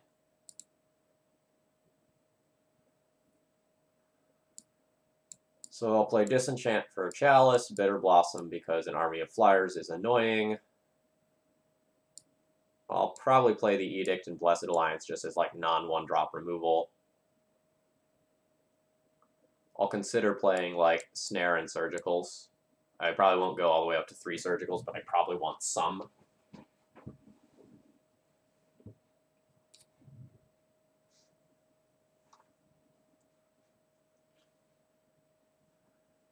I think, like, Spellstutter flies, but I think generally speaking it's going to be kind of weak in this matchup. Post-sideboard, my opponent's going to have a whole bunch of Planeswalkers that I'm going to have to deal with, so those are going to be annoying. I'm going to want to, like, cut some number of Plows and or Fatal Pushes. Like, they are good against my opponent's cards, but my opponent is going to be trimming Knights, I think, in a matchup like this one.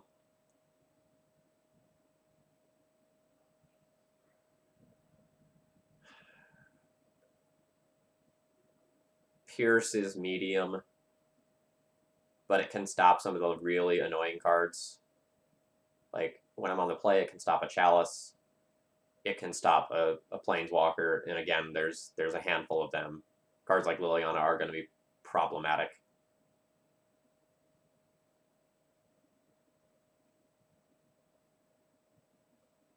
So let's assume that I don't need 3 of those.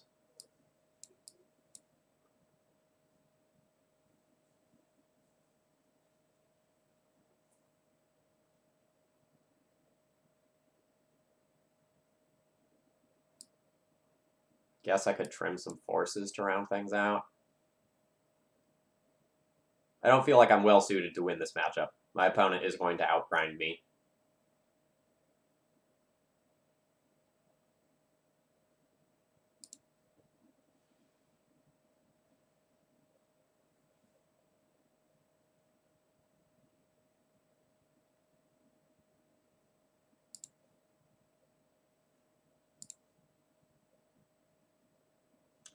Alright, this is how we're getting this loss.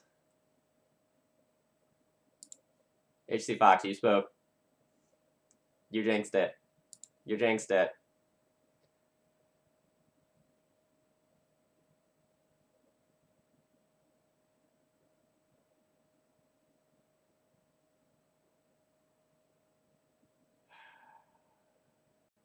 I think I'm going to bottom that and look for cards that do things.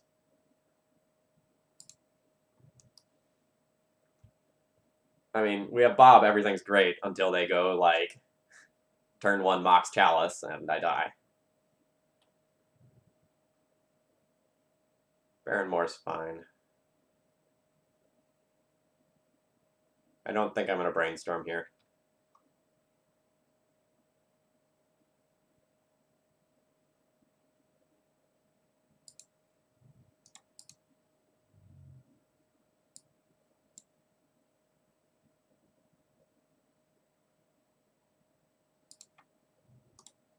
I think I'm very much a dog this game, so I'm not going to fetch basics in hopes of playing around Wasteland. I'm just going to, like, fetch the things that will let me cast my spells.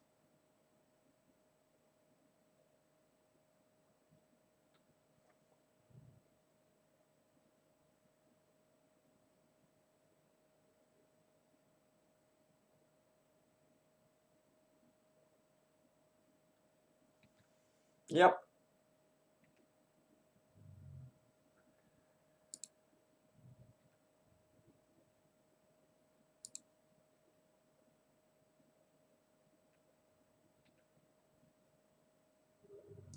I think my first click is actually going to click them.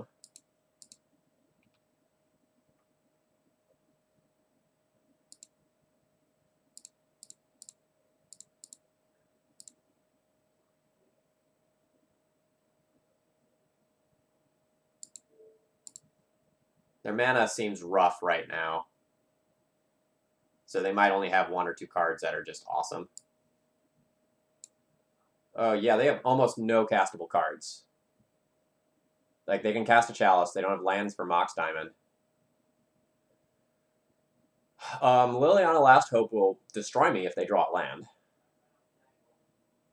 Golgari Charm's rough, but they can't cast it. They don't have green.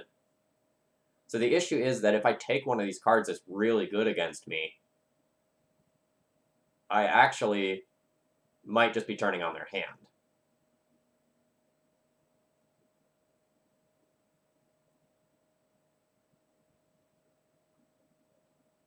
I take Lily Last Hope, then Golgari Charm will still just beat my board handily. So I think I take nothing.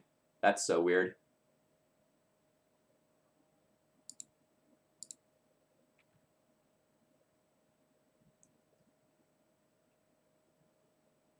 Second Chalice. Not playing 1-drops this game. Message received. Bitter Blossom. Alright. Alright.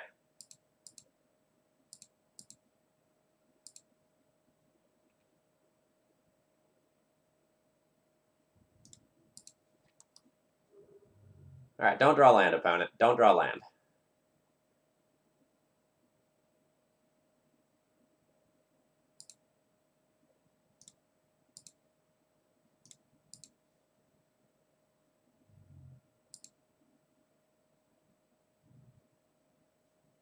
Opponent says 27 lands deck.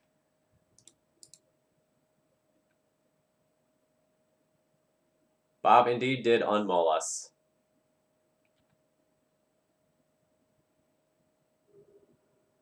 So I think I'm going to draw step click my opponent. I know it's like super negative value. But if they drew a land and it's not green, I can take them off of being able to cast Golgari Charm.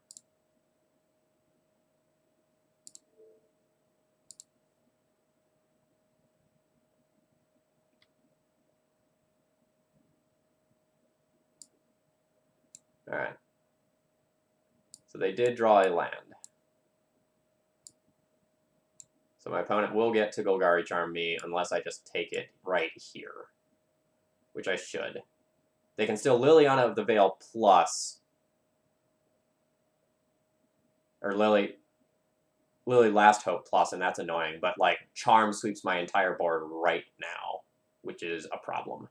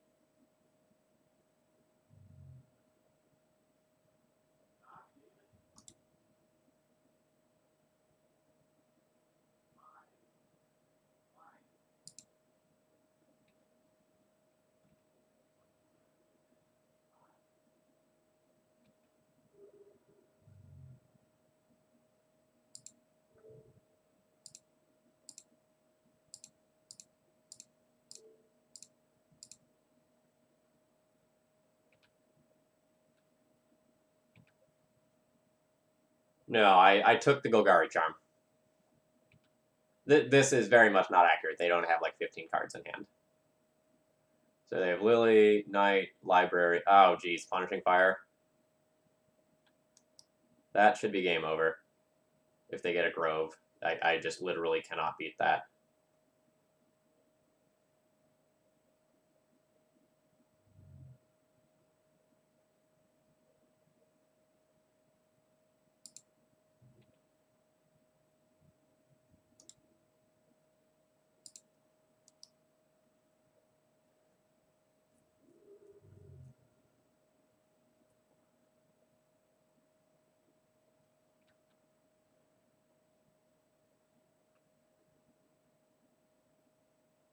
Yeah, this is tight. So if my opponent gets a Grove with Burn Willows, then they'll just like keep killing my Fairy Rogues, and I'll just die to like Liliana Last Hope, like killing me via Bitter Blossom.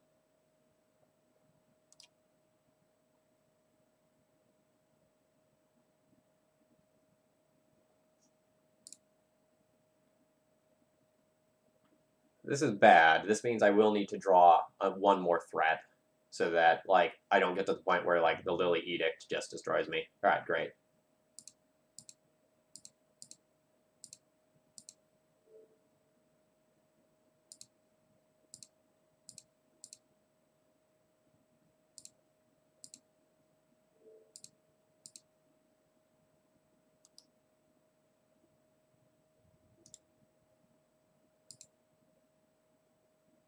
Actually, am I supposed to kill the Liliana of the Veil? Probably not, because it doesn't matter in this next turn.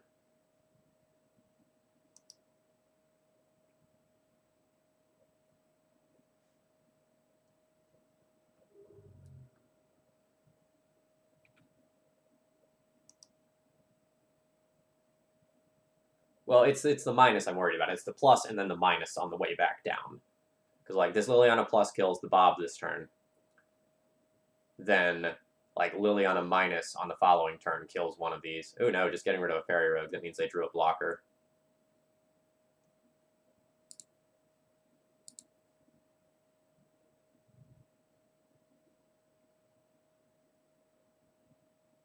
Oh, come on. I worked so hard. I worked so hard.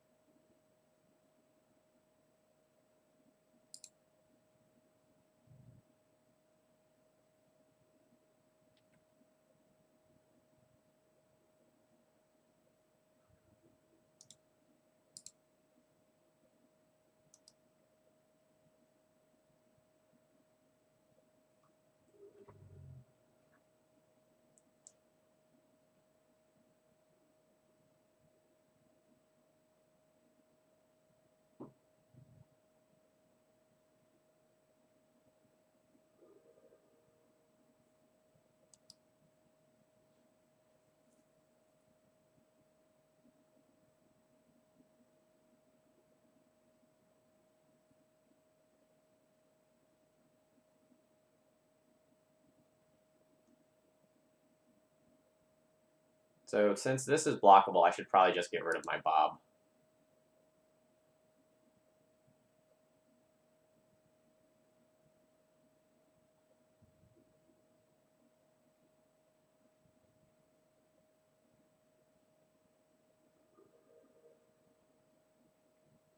I'm just dead to that, right? Then there's more than enough creatures in the graveyard to kill me. Alright, so this deck can't really beat Chalice. I have, like, way too many 1-drops, and I'm just, like, 1-drop centric. Alright, that makes sense. Oh, and opponent had, like, Golgari Charm and another Lily. Alright, they've got it all there. GG's, opponent.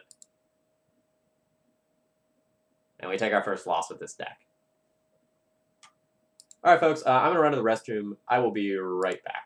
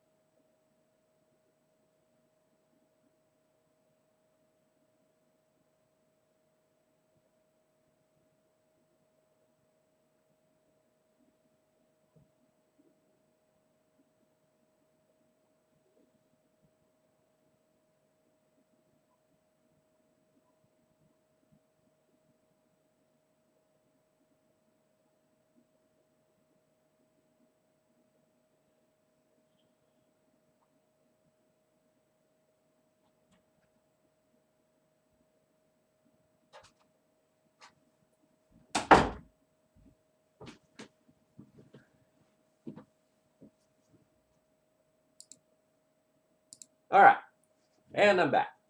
Hello everyone, my name is Phil Gallagher. I run ThrabenU University, a site for legacy death and taxes. Today we are playing with a brew. I got a donation for a wizard tribal deck, and this is what I came up with.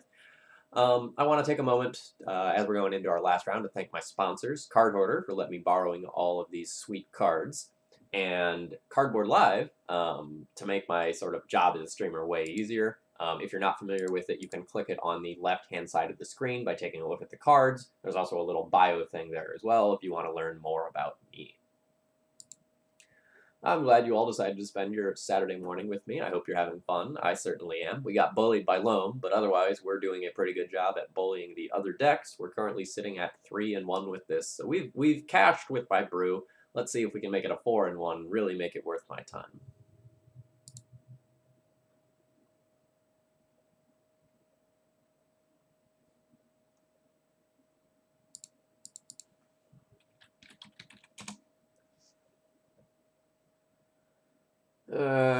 I really hope my opponent still isn't playing Red Prison, because if they are, I don't think I can beat them. But otherwise, this hand is sweet. You Thoughtseize me. Well, I'm going to Thoughtseize you back, and we'll see how you like it. Feels like my opponent is probably going to be on, like, Turbo Depths. They're taking the Swords to Plowshares.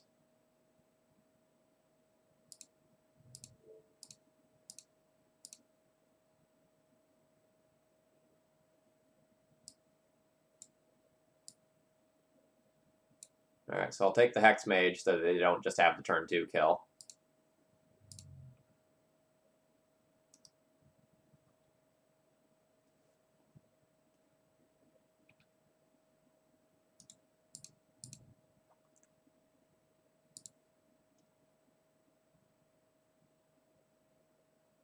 Oh, they drew a land. That's a little unfortunate. That means they can both Sylvan Scrying and Thoughtseize me.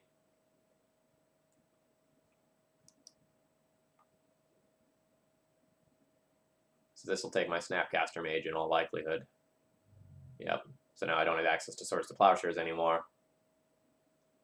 And now my opponent will Sylvan Scrying for Thespian Stage.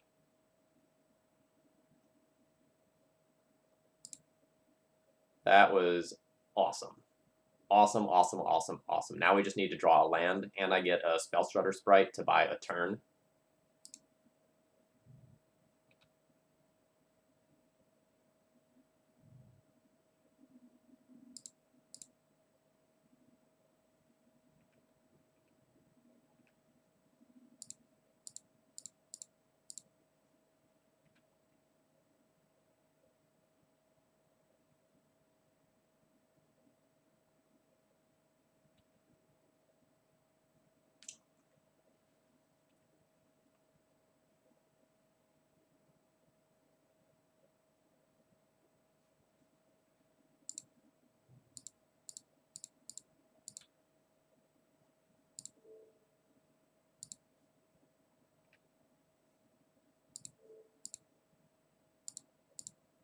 And now we start the long journey of doing 36 points of damage to my opponent with my tiny, tiny creatures.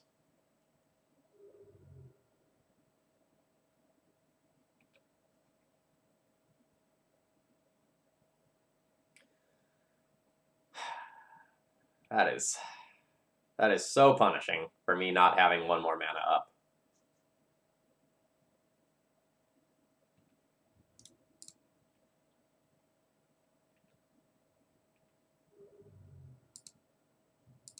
I mean, all my plays were forced, so I couldn't really do anything about it, but, like, it is what it is.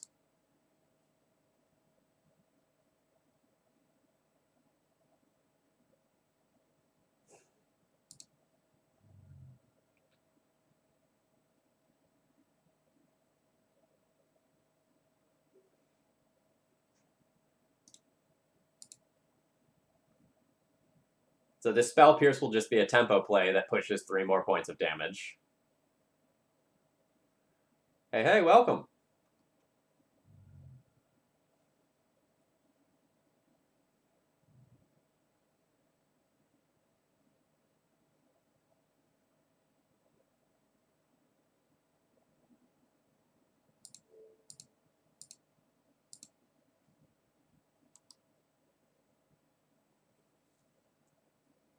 I'm hoping to draw a Vendilion Click so that I can click away all this BS.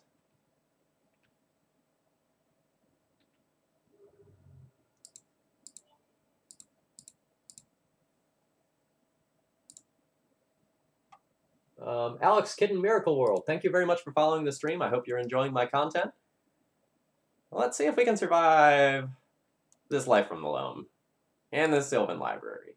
Because I feel like the answer is a resounding no.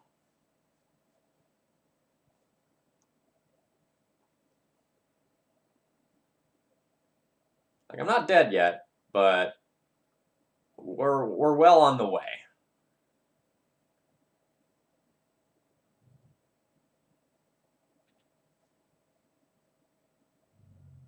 Meddling Mage? Alright. Alright.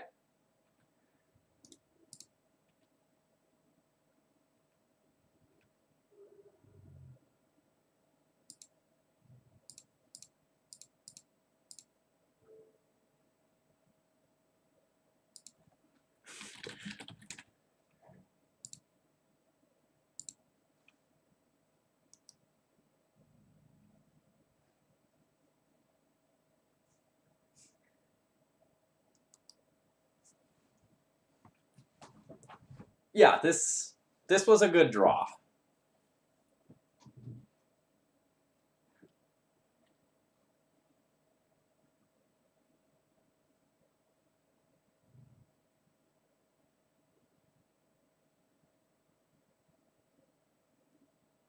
Now if I can get, like, a swords for this Merit Lodge that's coming. Alright. So, I can't attack in with everything. That's bad. Because I can't lose this Meddling Mage. The question is, like, can I afford to lose the Bob?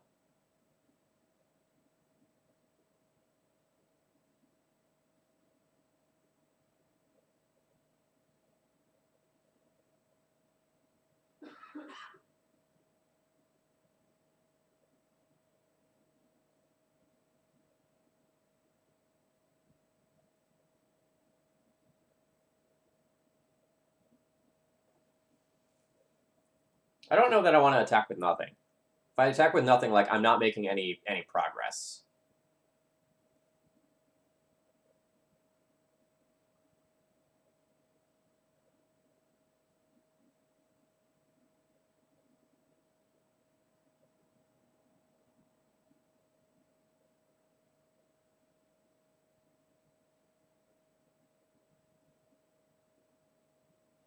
So I guess if I attack with nothing,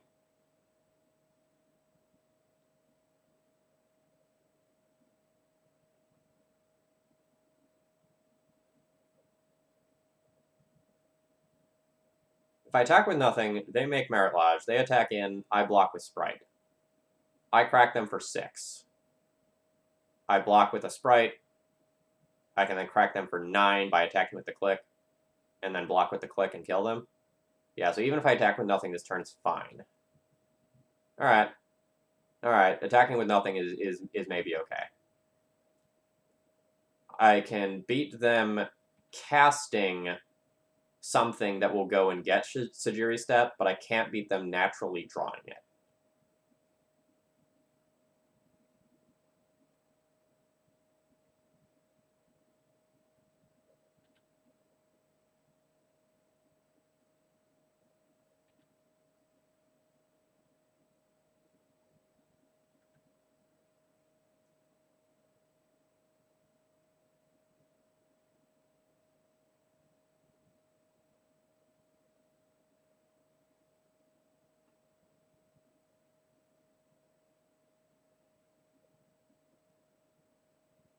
I think Loam's usually like a 1-of in these decks, too, so it's super unfortunate that my opponent found that.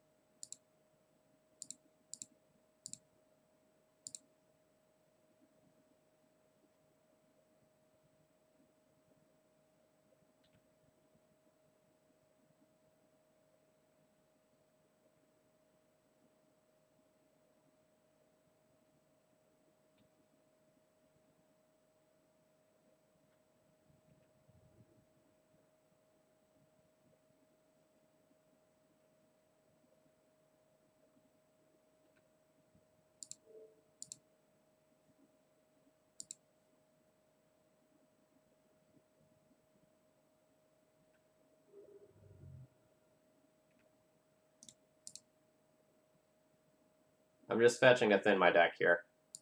I'm going to take those marginal percentage points, and I know it is super marginal because I need to draw something to get one of these two cards off the table, because this is going to block a huge amount of my offense.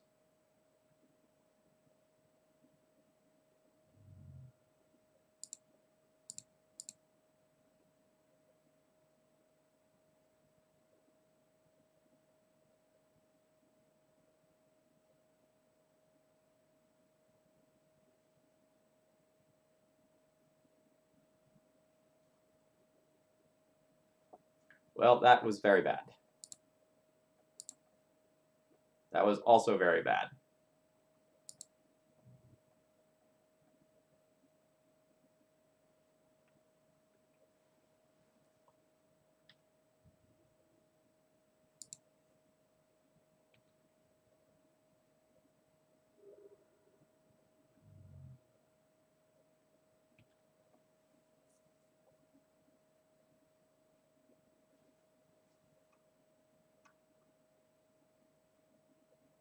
This library is going to be a beating.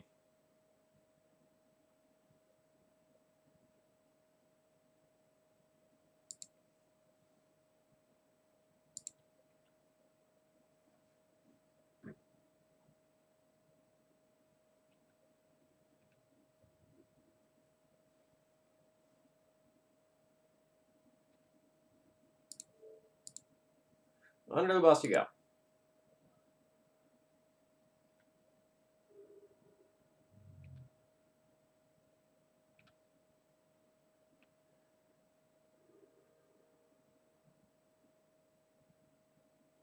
These are not good cards right now.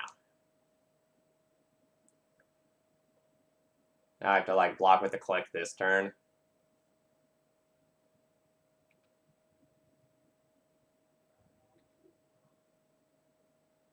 A lot of good draws. 4 Swords of Plowshares, 3 Snapcaster Mages are cantrips, 7 cantrips remaining in the deck. Any flyer is another turn and 2 more cards with Bob.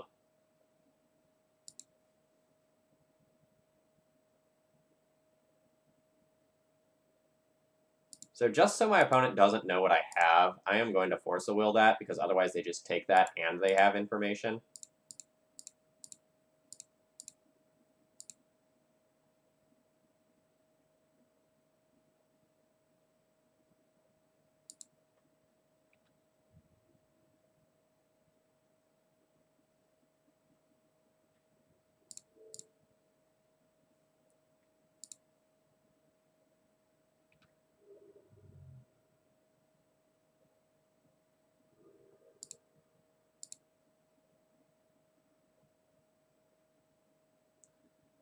I mean, honestly, Negator, I think we got a little unlucky this game. Like, I think we're well suited to win this matchup, but I think my opponent's like backbreaking Sylvan Library into like Life from the Loam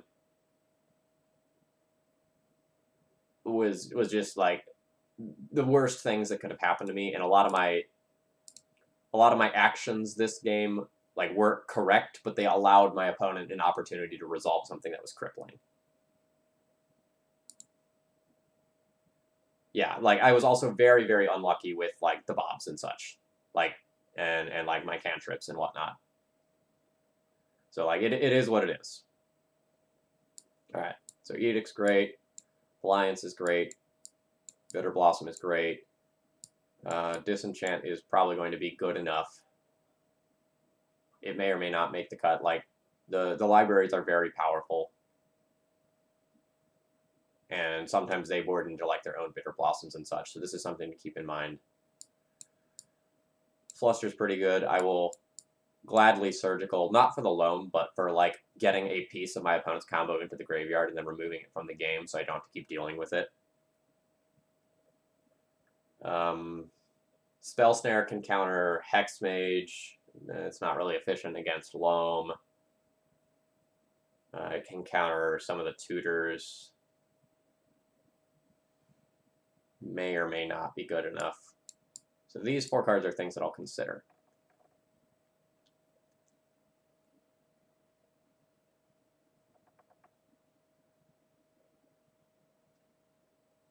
Well, Riptide Lab is extremely slow. Alright, so I probably won't want to run Fatal Push.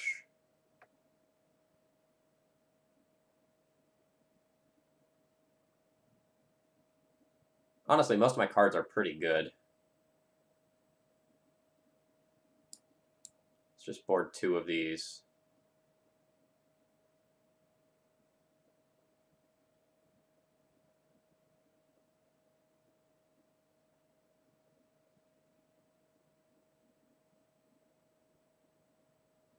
Maybe I'm not supposed to Thoughtseize against the opposing Thoughtseize deck.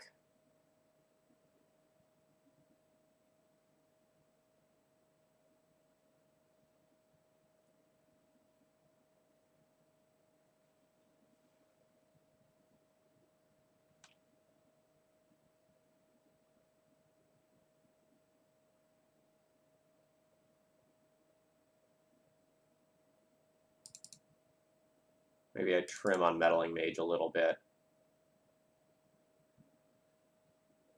Spellstrutter is still pretty darn good. Like, it's a flyer that chump blocks. That's something that makes it good.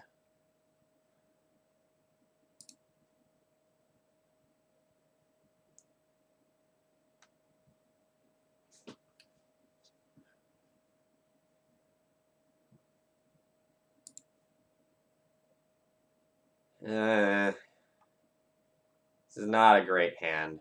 This is not quite as interactive as I want.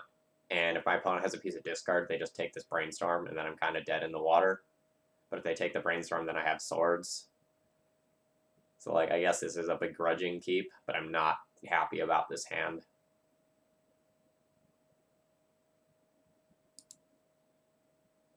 I guess I'll just, like, lead on Tundra so that I can Brainstorm and hide this Swords if my opponent casts a Thoughtseize.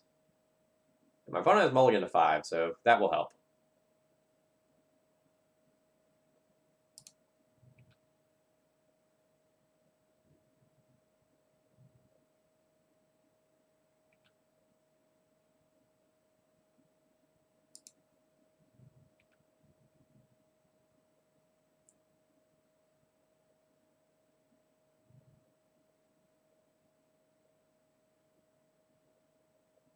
I'm going to Brainstorm in response to that to figure out how I want to answer it.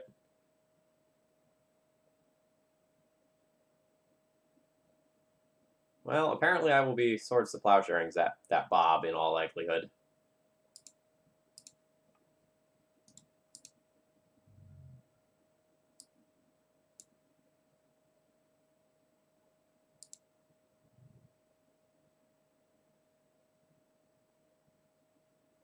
If I Swords to Plowshares this now, I can draw step click my opponent on their turn.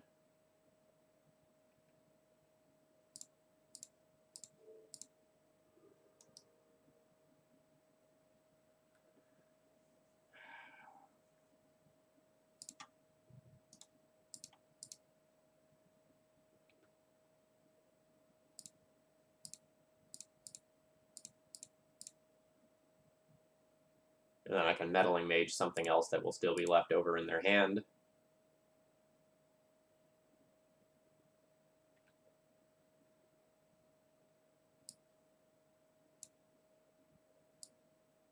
Man. That is so fucking annoying. Double Lily Last Hope.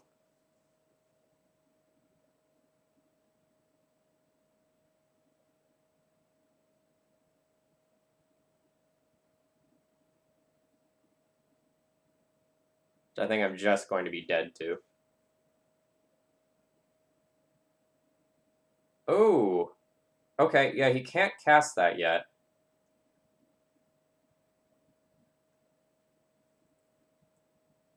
So I can take nothing, let my opponent resolve Sylvan Library, Meddling Mage, Lily last, and try to go from there. Beating the library will be hard, but not unreasonable. Alright. The issue is that if I take the library and I draw them into a black source, I probably lose the game on the spot.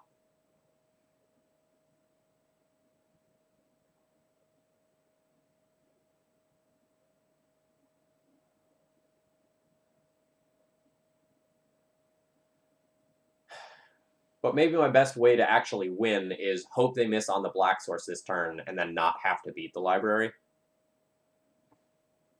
Alright, I'll buy that. Let's take the library, hope they don't have the black source.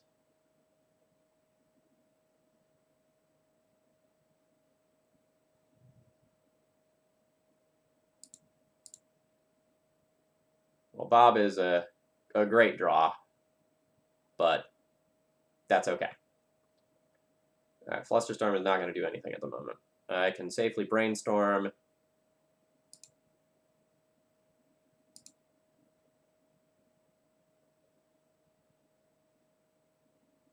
And try to find a removal spell for that. Although if I want to do that, I should, I guess, do it off the Underground Sea. That way, if I draw another Swords to Plowshares, I can answer it in that way.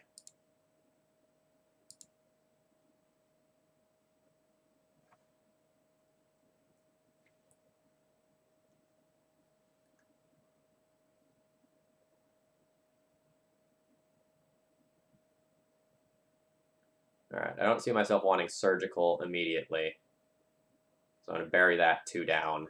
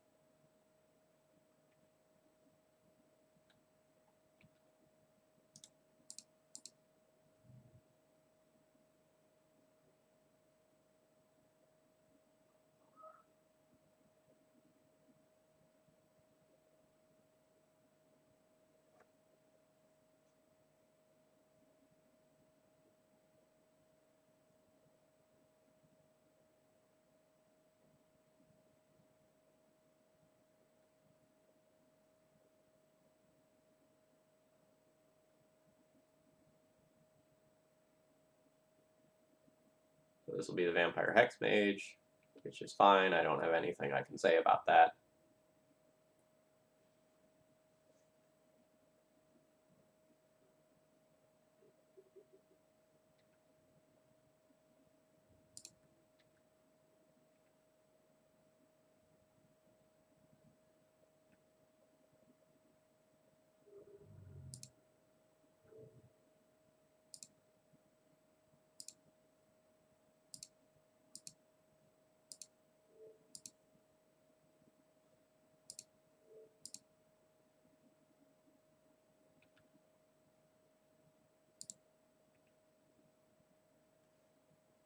Opponent's Bobs are so nice. Kind of have this awkward build my own force of will here.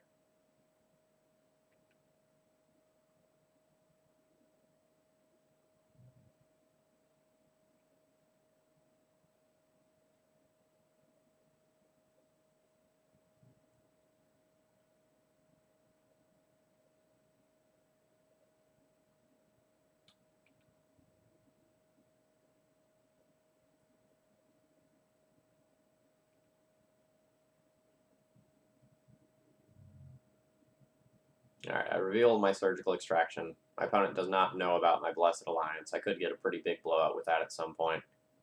But here we kind of see it being just, like, worse than an Edict effect. Like a regular Edict. Because if it was a regular Edict, I'd probably just, like, throw this at my opponent right here.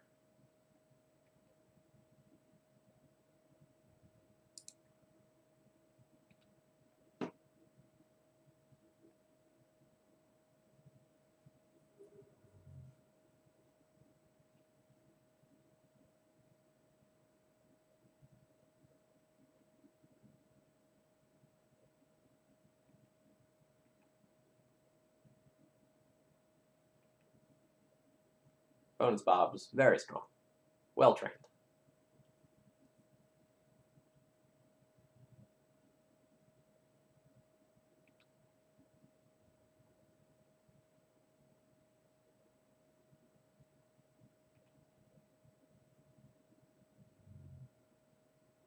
I reveal my Snapcaster Mage. I can Snapcaster Swords the Hex Mage and then, like, try to bash in with a few more creatures, but I think just kind of playing patiently is fine given the nature of my hand.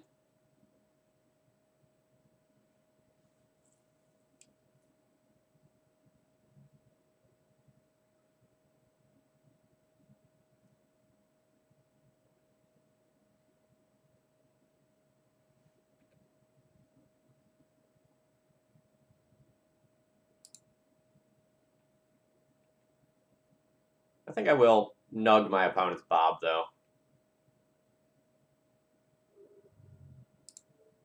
I feel like I'm doing great in the resource war. And I just don't want my opponent to be in this game.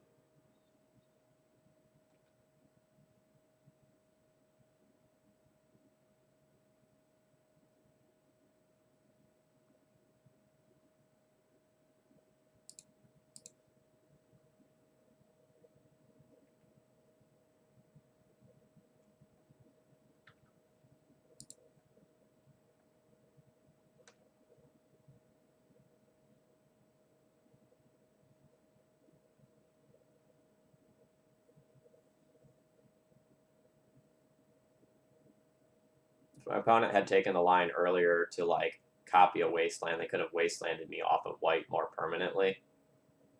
And I think I'd be in bad shape.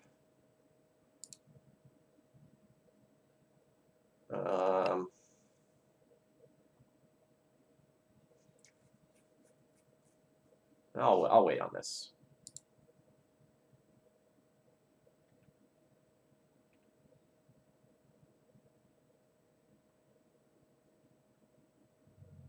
All right, I get a Ponder. All right, let's cast that and sculpt my game plan here. And then make some decisions about the rest of the turn.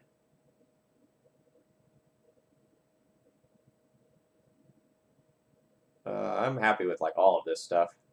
Except the Pierce. I'll bottom that Pierce for sure. Alright, my opponent's just done with me. That's fair. We had that one pretty well locked up.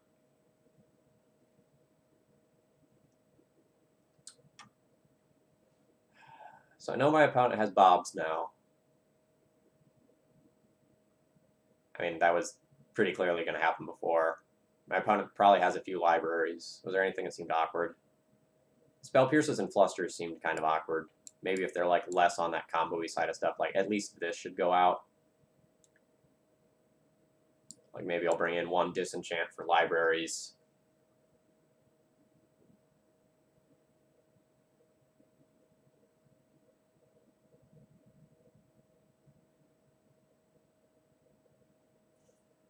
I'm considering push.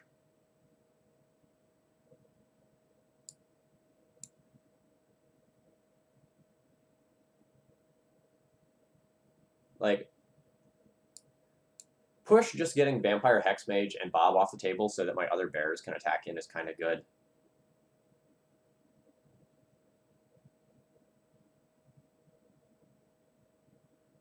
I probably want to keep these Pierces for the Planeswalkers and the libraries. What about Zealous Persecution? They have all the X ones. That's fair, actually.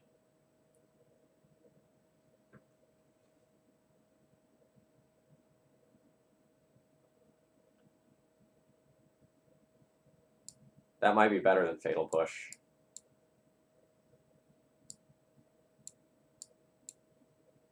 And maybe I'll just play one Surgical.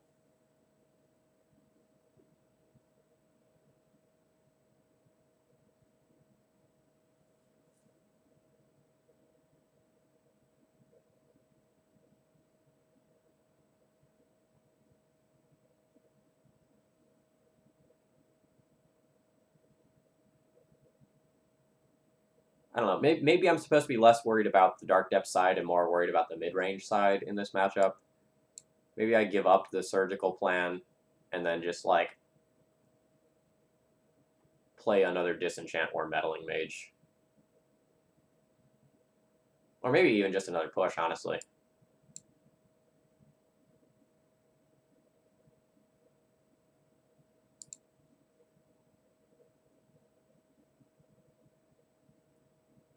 Oh yeah, I have no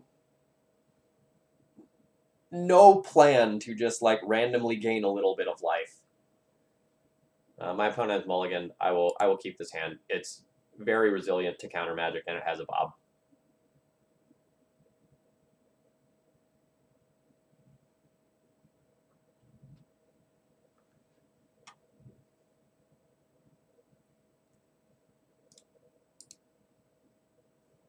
I still think I want the Spell Strutter sprites. They block Merit Lodges. Like I know, like objectively speaking, they're not the greatest card in the world, but I think that aspect of it is extremely important.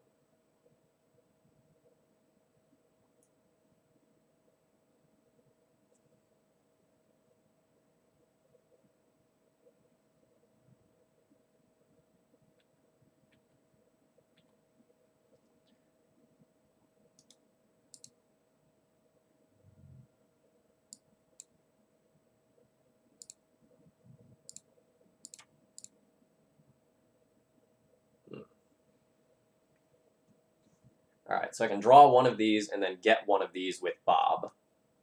I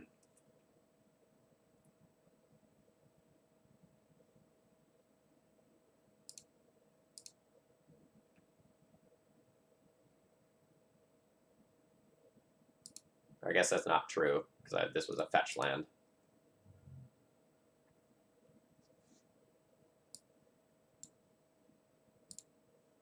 Small error on my end.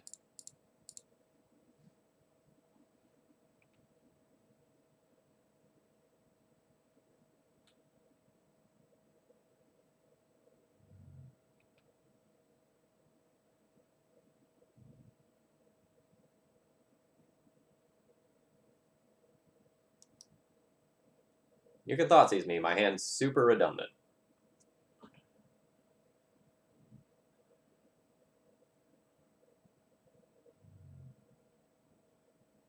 I'm most afraid of just, like, Urborg into Hexmage here. I'm pretty much always okay when my opponent wastelands me and I have a Bob in play.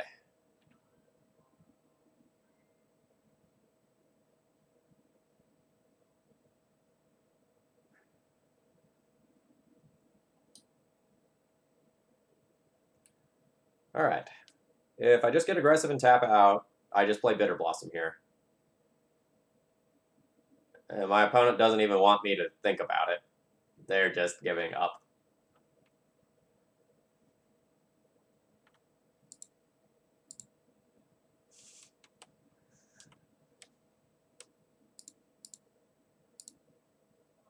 Alright, well, let's do a debrief. Come on, Moto. You can do it.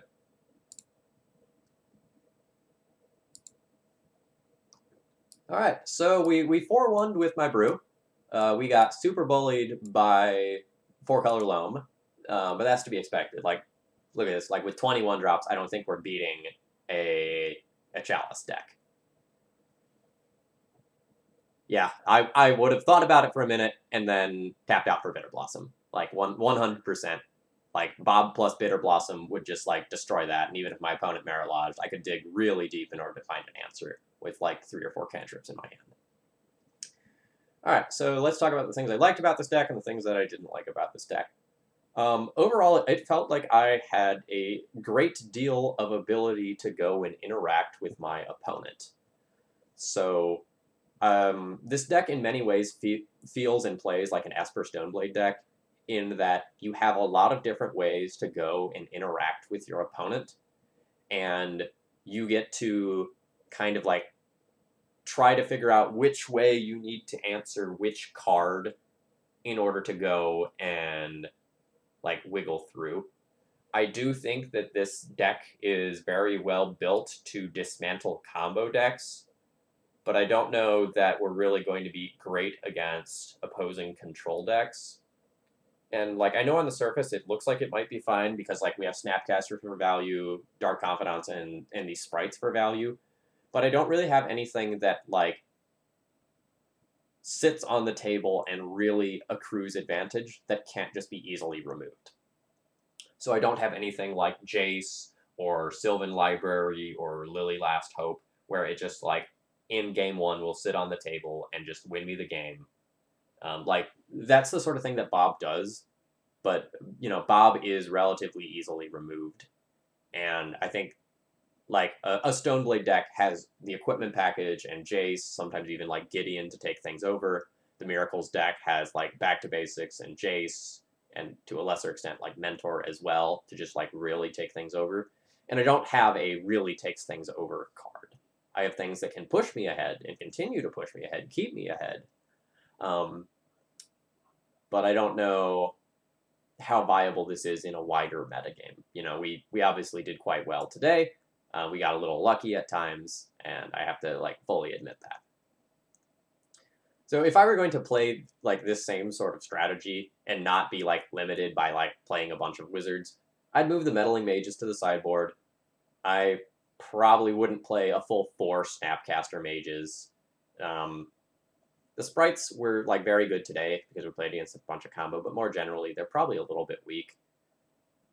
So honestly, like, playing an Esper Stoneblade deck that looks kind of like this would probably be good, where, like, you just, like, replace these 4 cards with Stoneforges and, like, a Snapcaster and one other random 1-drop for, like, 2 pieces of equipment. And this would probably be, like, a very good deck. You could even, like, not play the Meddling Mages and move those to the sideboard and have a couple more flexible cards in the main deck, like maybe even a Flusterstorm or the Snares in the main deck, and I think you'd have a pretty good deck. This was really fun, though. It was a fun deck building experiment. When I was given the donation idea for, like, let's play Tribal Wizards, I did not know what I was doing, so, like, I had to sit down and, like, do a gatherer search and, like, really, really think about that. So I hope you enjoyed it today. Like, I had a lot of fun playing it. So just kind of, like, for my own feedback reasons, oh, sorry, I did not realize that my camera was, like, so far tilted today.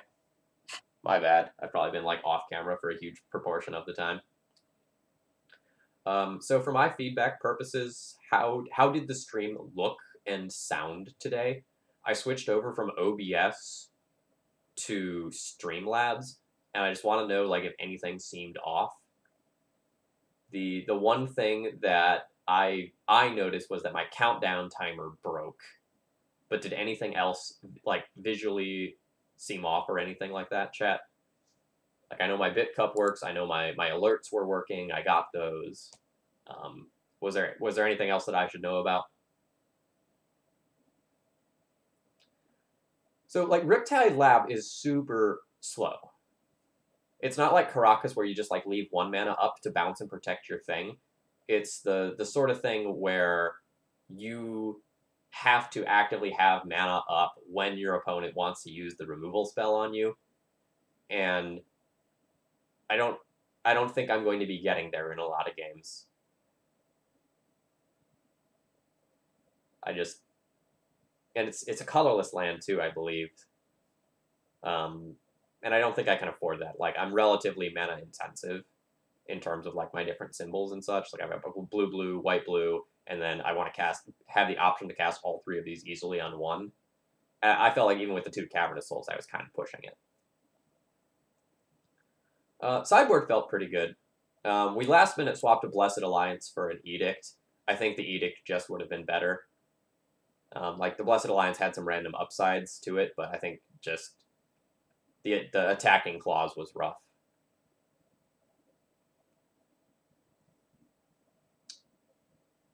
All right, but this was a fun experiment. So I'll be back on Monday night at about 7 p.m. Eastern time, and I will be playing the Antiquity Wars. It's Arkan's deck list.